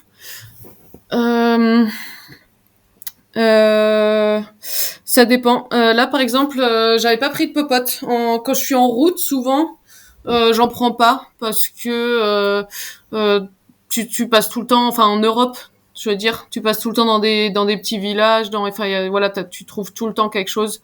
Du coup, j'alterne des fois entre petits restos, boulangeries, ou brasseries. Et de temps en temps, je fais des courses à une supérette, et donc je vais me faire un petit repas froid, un sandwich, ou j'en sais rien, un taboulé, des choses comme ça. Et en gravel, souvent, je vais quand même prendre la popote parce que là, je vais être un peu plus isolée et ça dépend. Enfin, c'est pareil. En fait, tu passes quand même souvent par des villages, donc je vais pas prendre toute la nourriture pour tout le voyage avec moi. Je vais toujours prendre pour rester assez léger. Et surtout, c'est plus par rapport surtout à la place dans les sacs. Je fais le plein régulièrement. Et je vais prendre souvent des soupes avec des pâtes que je vais mélanger. Ça fait un peu une sauce. Alors c'est pas de la grande cuisine, hein, mais mais bon, après une journée de vélo, ça passe. Donc ouais, je mélange soupe avec pâtes par exemple. Ou alors je vais prendre dans tu sais, les petits œufs Kinder là. Tu récupères l'œuf en plastique et tu mets des épices dedans. Et donc comme ça, tu peux te faire des trucs un peu plus sympas que des pâtes à l'eau. Voilà. Après, moi, j'aime bien. Enfin, ça, c'est seulement quand il fait froid, mais j'aime bien le chocolat. Donc, ça, c'est mon aliment plaisir. Moi, c'est pas l'eau gazeuse, c'est le chocolat. Hein. Chacun, chacun ses trucs. Chacun son truc. Bon, ça affûte moins, mais. Non, voilà. Après, c'est tout. Il y avait d'autres questions? Non, je crois pas. Non, ça va. Juste un truc sur les lunettes. Oui, vas-y, Nathalie, excuse-moi. Non, vas-y. Non, c'est bon, t'as fini? Ouais. Est-ce que tu peux me parler de l'expression transporter ses peurs? Ouais, ça veut dire que en fait, tu vas toujours prendre avec toi les choses dont tu as peur de manquer. Par exemple, sur mon premier voyage, j'avais énormément de choses avec moi. Je pense beaucoup de vêtements. Je sais plus exactement, mais j'avais énormément de choses parce que j'avais peur je pense, manquer de confort. Mon copain de l'époque qui voyageait avec moi, il avait énormément de livres parce qu'il avait sûrement peur de s'ennuyer le soir ou j'en sais rien. Enfin, il aimait lire. Et donc, il avait 15 bouquins, mais en fait, il était tellement crevé, il en a même pas terminé un. Donc, ouais, à chaque fois, c'est ça, on prend avec soi ce dont on a peur de manquer. J'ai terminé. Voilà. Guillaume. Eh ben ouais, moi la peur, j'ai dit tout à l'heure, c'est la bouffe, quoi. Ouais, là c'est clair, c'est ça. J'ai besoin d'avoir de la bouffe avec moi. C'est cool, hein, y a pas de problème, hein, chacun son Mais problème. maintenant je le sais, c'est plus un problème en fait, j'anticipe. Moi je roule avec 4 paires de lunettes, je le vis bien. Hein. Bah voilà, ouais, c'est. Chacun ses défauts. Hein. Bon Rémi, je compte sur toi parce qu'il y a une expression qu'on connaît tous les deux. Ouais. Donc je compte sur toi. Je te dis rien, mais je compte sur toi pour la sortir. Voilà. On emballe ses peurs, non, je sais pas. Non. S'il te plaît, on commence pas à aller sur un terrain mouvant. On n'emballe rien du tout. On reste sérieux et on continue. Ok. Bon, transporter ses peurs. Ouais, transporter ses peurs, oui, c'est ça. Ouais. Moi, quand je vois des personnes qui se présentent sur des épreuves avec 9 sacoches, je me dis, là, il y a des craintes. Là, il y a beaucoup de craintes quand même. Ouais, vraiment, ça se voit sur les néophytes qui avec des grosses sacoches, des grosses choses, je sais même pas. Même les cyclotouristes, enfin, eux, après, c'est un autre point de vue aussi. Mais quand je vois qu'ils ont des sacoches, mais je sais même pas, même tout ce qu'il y a dans mon appartement ne rentre pas dans leur sacoche, donc je sais pas. Enfin, il y a trop de choses. Non, c'est vrai qu'on peut se limiter au strict minimum. Je roule avec pas grand chose. C'est vrai que là, j'avais hésité, j'hésite parfois à prendre un couchage. Là, sur le Desertus Bicus, j'ai hésité à prendre un couchage. Et en fait, je me suis rendu compte que en Espagne, enfin là, sur la partie que j'ai faite, hein, parce que j'ai pas tout fait, et ben en fait, il y a beaucoup d'occasions pour dormir en dur et pour pas trop cher. Moi, je sais que je visais les hostels, donc les auberges de jeunesse et les auberges.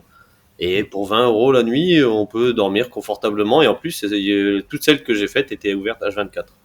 Donc, en le sachant, je me dis, tiens, si je repartais sur cette épreuve-là, ce serait sans couchage. Donc ça c'est bon. Mais c'est vrai qu'on emballe ses peurs. Mais bon, il y a beaucoup de peurs et surtout au bivouac, il y a beaucoup de choses.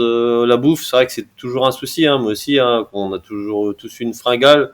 Moi, une fois, ce qui m'était arrivé, c'est que j'avais manqué d'eau. J'avais pas d'eau. J'avais très peu d'eau au bivouac. Là, j'étais en randonnée à pied en montagne. Et là, j'avais pas d'eau au bivouac. Il me restait 20 centilitres d'eau pour la nuit. Et ben j'ai passé une nuit horrible à avoir soif toute la nuit et en fait le lendemain j'ai fait 3 kilomètres, il y avait une source et bon voilà, j'ai poussé un peu, ça arrive.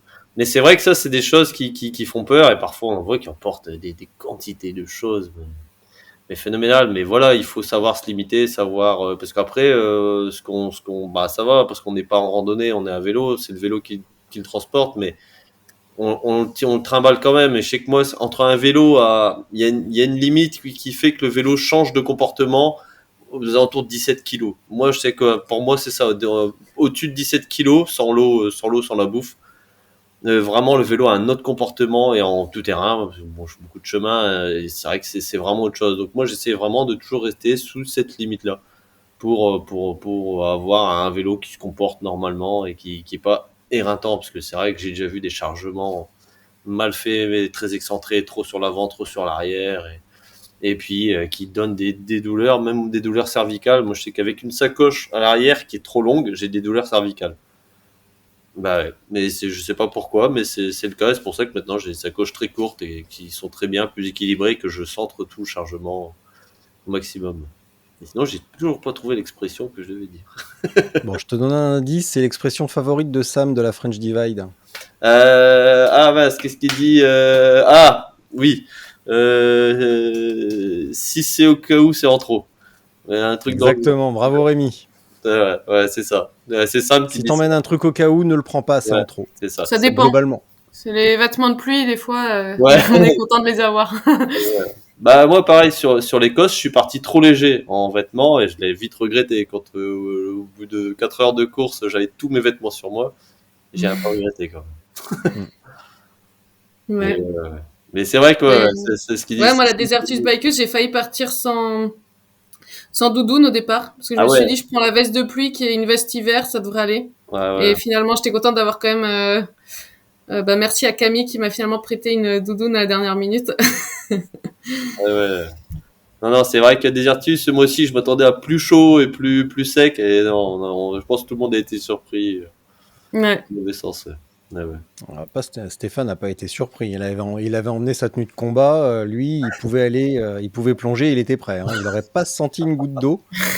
Bah, moi, j'avais pris j'avais vu qu'il pleuvait, j'avais pris toute la tenue, étanche. Enfin, moi, j'ai pas de pantalon étanche, mais par contre, j'avais tout le reste, les gants, la veste, sur chaussures.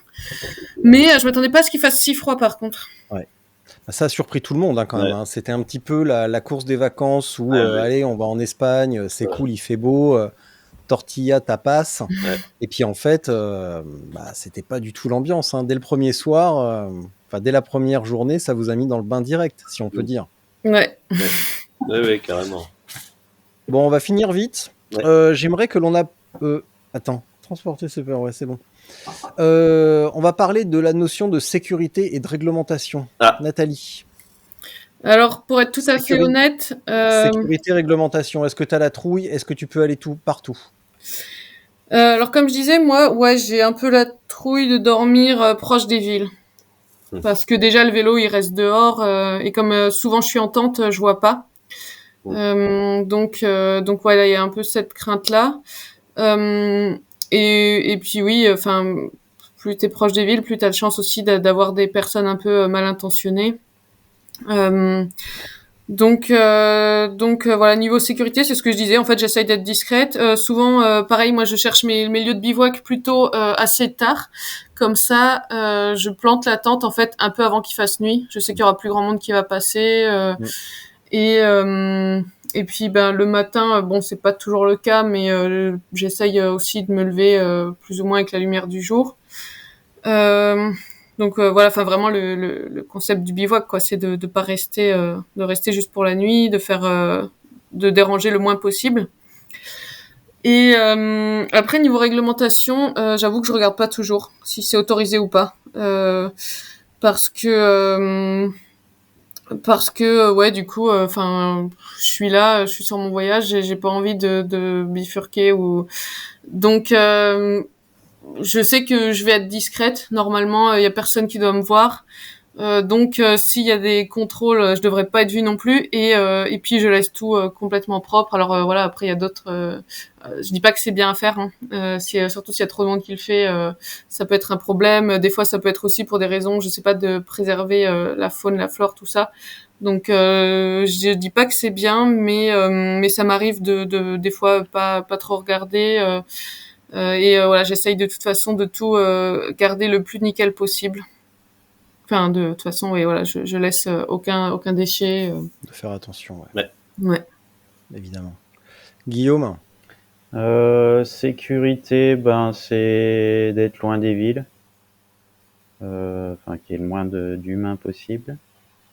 Après, je suis jamais allé dans des pays où il y avait des animaux méchants, mais enfin, par chez nous, il n'y a pas bien de risque. Ouais, sinon les trucs basiques, les lits de rivière à éviter, les arbres avec des branches s'il y a du vent, faut pas se mettre dessous.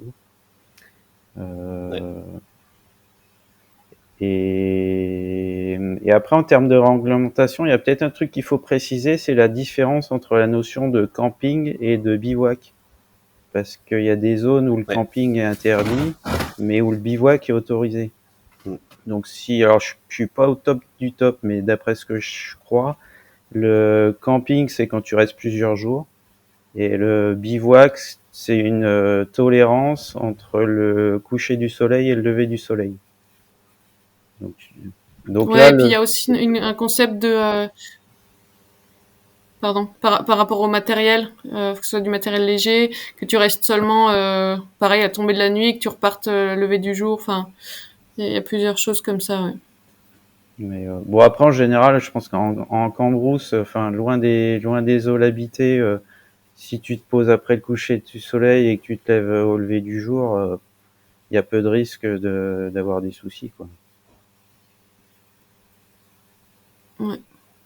Et puis, puis après, je pense qu'il faut, ça c'est un truc aux débutants. Quand on débute, on a peut-être l'impression que les gens qu'il peut y avoir dans les villages où ils vont être méchants avec nous, alors qu'en fait ils sont super contents en général de voir des voyageurs passer, quoi. Et s'ils viennent, faut pas hésiter à aller Oui, vers je eux, rebondis discuter, là-dessus. quoi.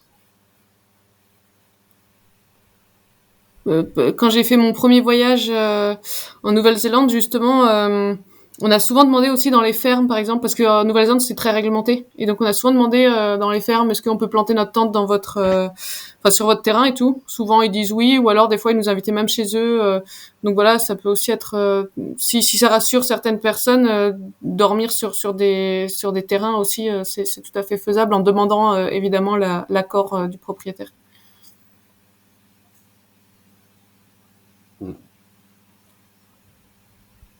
Oui, donc, c'est à moi. Donc réglementation, ouais, c'est très variable selon les pays. Donc je sais que pour la France, ouais, c'est ça, c'est du coucher au lever du soleil. On a le droit de se poser sur un terrain public, enfin pas à proximité d'un monument historique. Je crois que c'est la seule restriction. Donc bon, les églises, ça peut en faire partie. Bon. Mais bon, après, oui, tant qu'on dérange pas, qu'on arrive tard et qu'on repart tôt, il y a pas de souci, qu'on laisse tout propre. Non, ça c'est pas un souci, donc c'est pas une occupation durable. Je sais que par exemple, Pays-Bas, c'est très mal vu. C'est complètement, si on est détecté en bivouac, on a une amende directement. C'est vraiment très très mal vu. C'est vrai qu'on l'avait fait, enfin on a voulu bivouaquer ou on a bivouaqué. Je sais plus si on a bivouaqué avec Louis quand on a été à Amsterdam. Et c'est vrai que finalement, en fait, bon, il y a des campings partout, donc on s'y retrouve assez bien. Et en Belgique, pareil, c'est très réglementé. Il y a des zones de bivouac justement qui sont aménagées, qui permettent justement de ne pas bivouaquer en dehors de ces zones. Mais bon après, tant qu'on n'est pas vu, c'est pas, on dérange pas, quoi. C'est pas, on fait rien de mal. Si c'est juste pour dormir. Donc là, ouais, niveau réglementation, donc là, il faut quand même se renseigner dans les pays où on va. Je sais que par exemple au Danemark aussi, il y a beaucoup de zones aménagées pour les bivouacs, des espèces de petits refuges, pareil, les bottis en Écosse qui sont très très bien, très en plus entretenus. Donc ils rapportent même du bois dans les refuges. Je sais que pareil, quand j'avais fait la traversée de l'Alsace, la traversée du massif des Vosges plutôt, le TMV, il y a des refuges partout. Et c'est vraiment super sympa de se trouver des refuges seuls. Moi, je sais que j'ai fait un refuge en duplex, avec une mezzanine, un truc super sympa, avec une place à feu en haut d'une falaise. Donc ça, c'est vrai qu'il y a des zones qui peuvent être plus sympas. Donc voilà, s'écarter des villes, aller un peu dans les zones de nature, les zones... Et après, on arrive sur la sécurité, parce que c'est vrai que au niveau sécurité, bah voilà, éviter les fonds de vallée, parce que déjà c'est humide. Il y a l'humidité qui descend à 4h, 5h du matin. Donc quand le point de rosée passe, on a l'humidité qui arrive. Donc faut éviter quand même. Et puis les montées des eaux brutales. S'il y a un orage en amont, on peut avoir une montée des eaux rapide. Il y a eu des catastrophes comme ça, comme au Grand Bornand par exemple, et où un camping avait été complètement emporté par un torrent. Donc Ouais. ça arrive, hein, c'est des cas d'école quand on étudie les risques en général. Après, ouais, au niveau risque, ouais, voilà, pour éviter le risque humain, bah voilà, s'écarter des villes, même si, enfin, il y a un cas avéré là dans la vallée du Rhône, donc un cycliste qui voyageait, voilà, qui tombait sur de la mauvaise personne et bon, voilà, il s'est fait assassiner. Mm.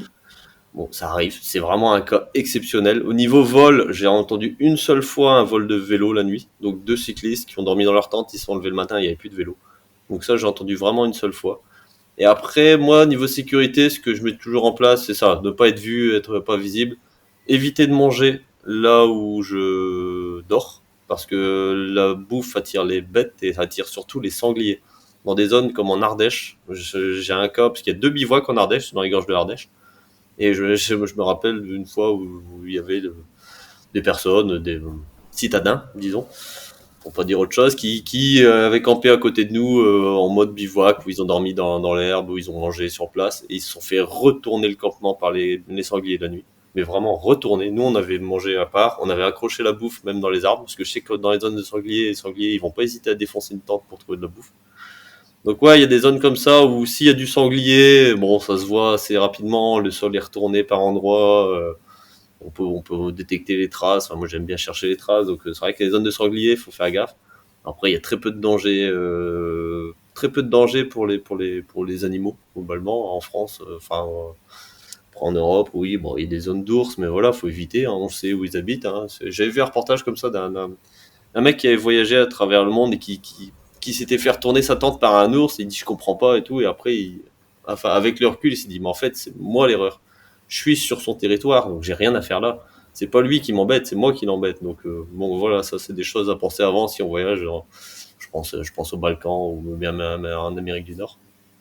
Et après, moi, le plus gros danger que je connaisse en France, c'est les tiques. Les tiques, c'est vraiment, moi, je sais que c'est un truc que je surveille tout le temps. Enfin, j'en ai toujours au boulot.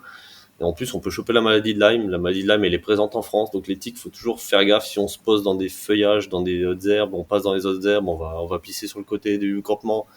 Bah, il y a souvent des tiques, surtout au printemps, été. Donc ça, faut faire gaffe. Faut vraiment inspecter après chaque bivouac.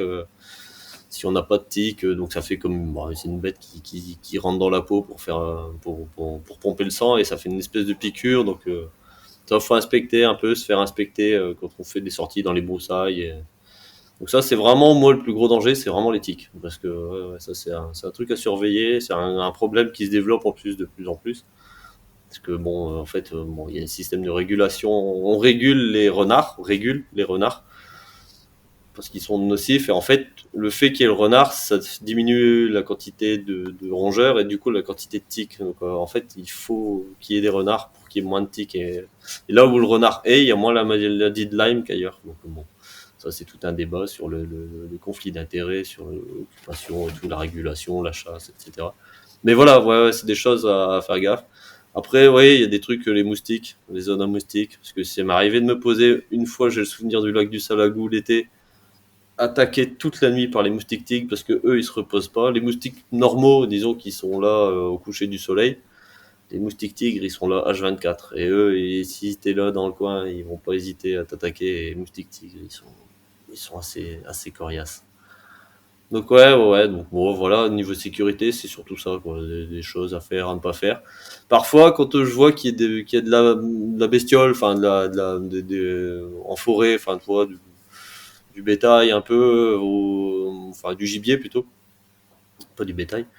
Bah j'hésite pas enfin c'est des bêtes, hein, du coup je vais pisser autour. du bivouac pour marquer mon territoire. Et c'est vrai que j'ai jamais été embêté plus que ça. Voilà. S'il y a du sanglier, vraiment, j'accroche la bouffe dans les arbres. Ça, c'est pas grand chose, mais et pas ouais, pas vraiment pas dormir là où on a mangé. Ça, c'est vraiment les règles de base et si on respecte ça, il n'y a pas de souci. Ouais. Aux États-Unis, en Amérique du Nord, ils ont même des casiers sur les zones de bivouac pour que les ours ne viennent pas défoncer les tentes ou quoi. Et du coup, ils ont des casiers spéciaux qui ferment pour éviter que les ours défoncent tout. Donc ça, c'est pour l'histoire, mais c'est des choses qu'on n'aura pas en Europe. Très peu. Je vois rien d'autre. Alors, pour info, depuis l'année dernière, il y a un Français qui est incarcéré en Iran, qui a écopé de 8 ans de prison pour avoir fait voler son drone dans une zone désertique entre l'Iran et le Tadjikistan, et depuis, il est accusé d'espionnage. Ah. Donc, ouais, c'est des choses qui... que ce soit les ours ou les drones, il faut faire attention où on fait des trucs, ouais. parce que les conséquences peuvent en être funestes. Voilà. Ouais. Nathalie, est-ce que tu as quelque chose à dire pour conclure? Si tu devais...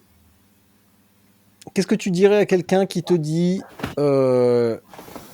j'ai envie mais j'ai peur? Je dirais que il n'y a pas forcément de raison d'avoir peur.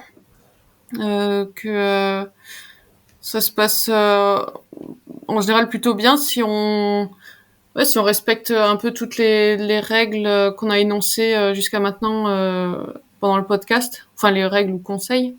Il n'y a pas de raison en fait que ça se passe mal. Et oui, d'y aller pourquoi pas avec des personnes plus expérimentées si on a peur. On verra que en fait il y a pas grand chose à avoir peur. Guillaume? Moi je lui dirais pose-toi vraiment la question de quoi t'as peur. Et ça va amener dans une démarche où on va se rendre compte qu'il n'y a pas à avoir peur, je pense. Et puis après, tester avec quelqu'un, comme on a dit, quoi.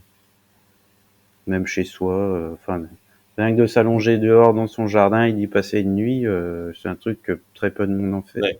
Très peu de monde fait, qui est pas courant, donc de le faire au moins une fois, on se rend vite compte qu'on va pas se prendre le ciel sur la tête, quoi.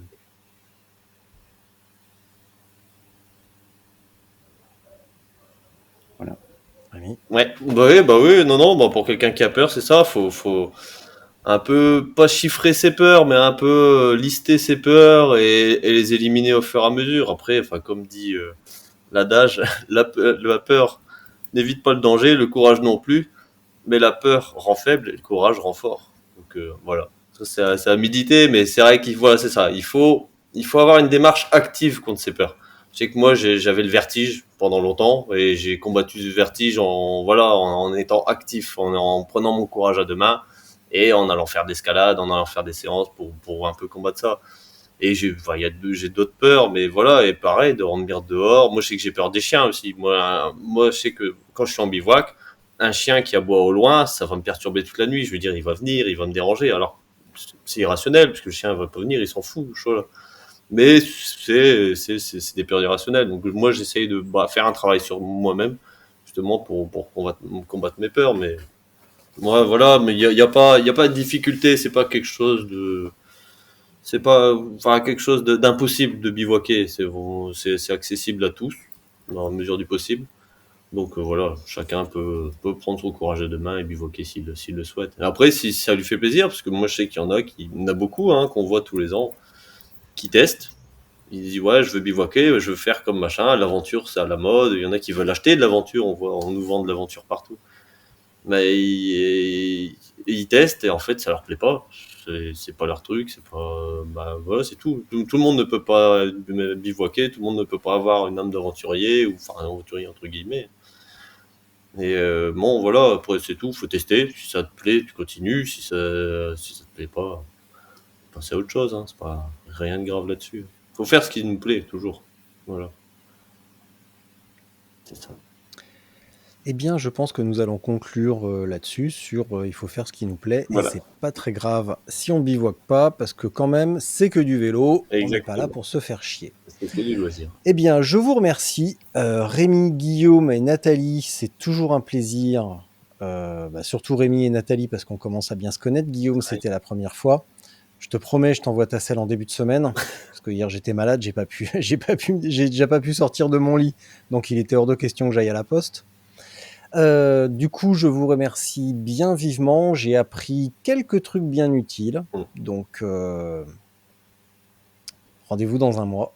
Et on verra ce que ça donne. Ben voilà, pour le ça premier. maintenant, faut mettre en pratique. Alors ça, c'est pas un problème.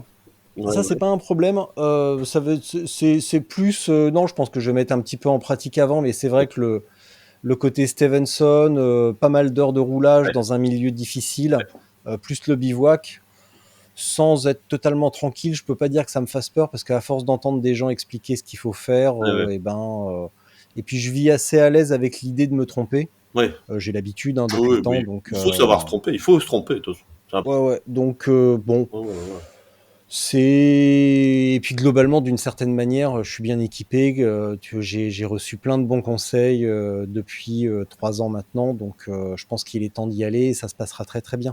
Ah, mais c'est pour ça que tu fais le podcast, t'as jamais bivouaqué? Bah non, j'ai jamais bivouaqué. Non, mais attends, tu crois quoi? Moi, je suis une poule de luxe, hein. Je dors à l'hôtel, hein. Et même quand je donne des cours, des formations et tout, je suis le seul formateur de l'école à prendre un 3 étoiles. Je rigole. Je fais péter mon budget et tout. Non, et puis je prends le service en chambre et tout, je me fais livrer. Non. Il y a que là, il y a 3 semaines, quand je suis descendu à Gérone, j'ai dormi à côté de Montluçon dans un hôtel vite fait que j'ai pris à 1h du mat et je suis reparti à 7h. Mais sinon, non, j'aime bien dormir quand même, donc... Mais tu peux dormir en bivouac, hein. Ouais, non, mais c'est pas le problème. Puis attends, j'ai campé et tout. Tout à l'heure, tu parlais des Balkans. Avec ma femme, on est allé jusqu'à... c'est comment déjà la capitale de la Serbie, Belgrade. On a campé, on a fait tous les Balkans en camping. Donc non, c'est pas le problème. J'aime bien les deux, mais maintenant, faut passer à autre chose. J'ai toujours clamé que je préférais les épreuves d'un jour, ce qui est vrai. Mais sauf que je vais à Badlands, donc il faut se préparer. Ok. Donc il s'agit juste de se préparer, et voilà, donc je cumule du test de matos, se préparer au maximum, et engranger de l'expérience, tout simplement. Il n'y a rien de plus que ça. Pardon ? Tu nous raconteras ton expérience ? Oh, il n'y a pas grand-chose à raconter, tu sais, hein, je vais sûrement dormir dehors, avoir peur parce qu'un lapin a frôlé mon sac de couchage. Comme quand j'avais 8 ans et que j'avais cassé les pieds à mes parents pour dormir dehors, et à 22h, j'étais à la maison. Hein. J'ai fait pareil en Slovénie, donc j'étais convaincu que c'était un ours, mais en fait, c'était un petit lapin. Un lapin adulte, même, je pense. Donc, non, là, je vais faire mieux quand même. Puis au pire, je roulerai. Hein. Si je dors pas, j'irai rouler. Hein, c'est l'avantage. Voilà, exactement. Puis j'ai une dynamo, moi. Ouais. Donc, peux rouler longtemps. Puis j'ai un éclairage qui fonctionne, donc voilà. Bien écoutez, merci beaucoup. Merci vraiment. Je vais mettre, comme d'habitude, vos liens sociaux, sites web, notamment pour Guillaume, dans la description de l'épisode. Et puis voilà, je coupe. Restez en ligne. Très bien.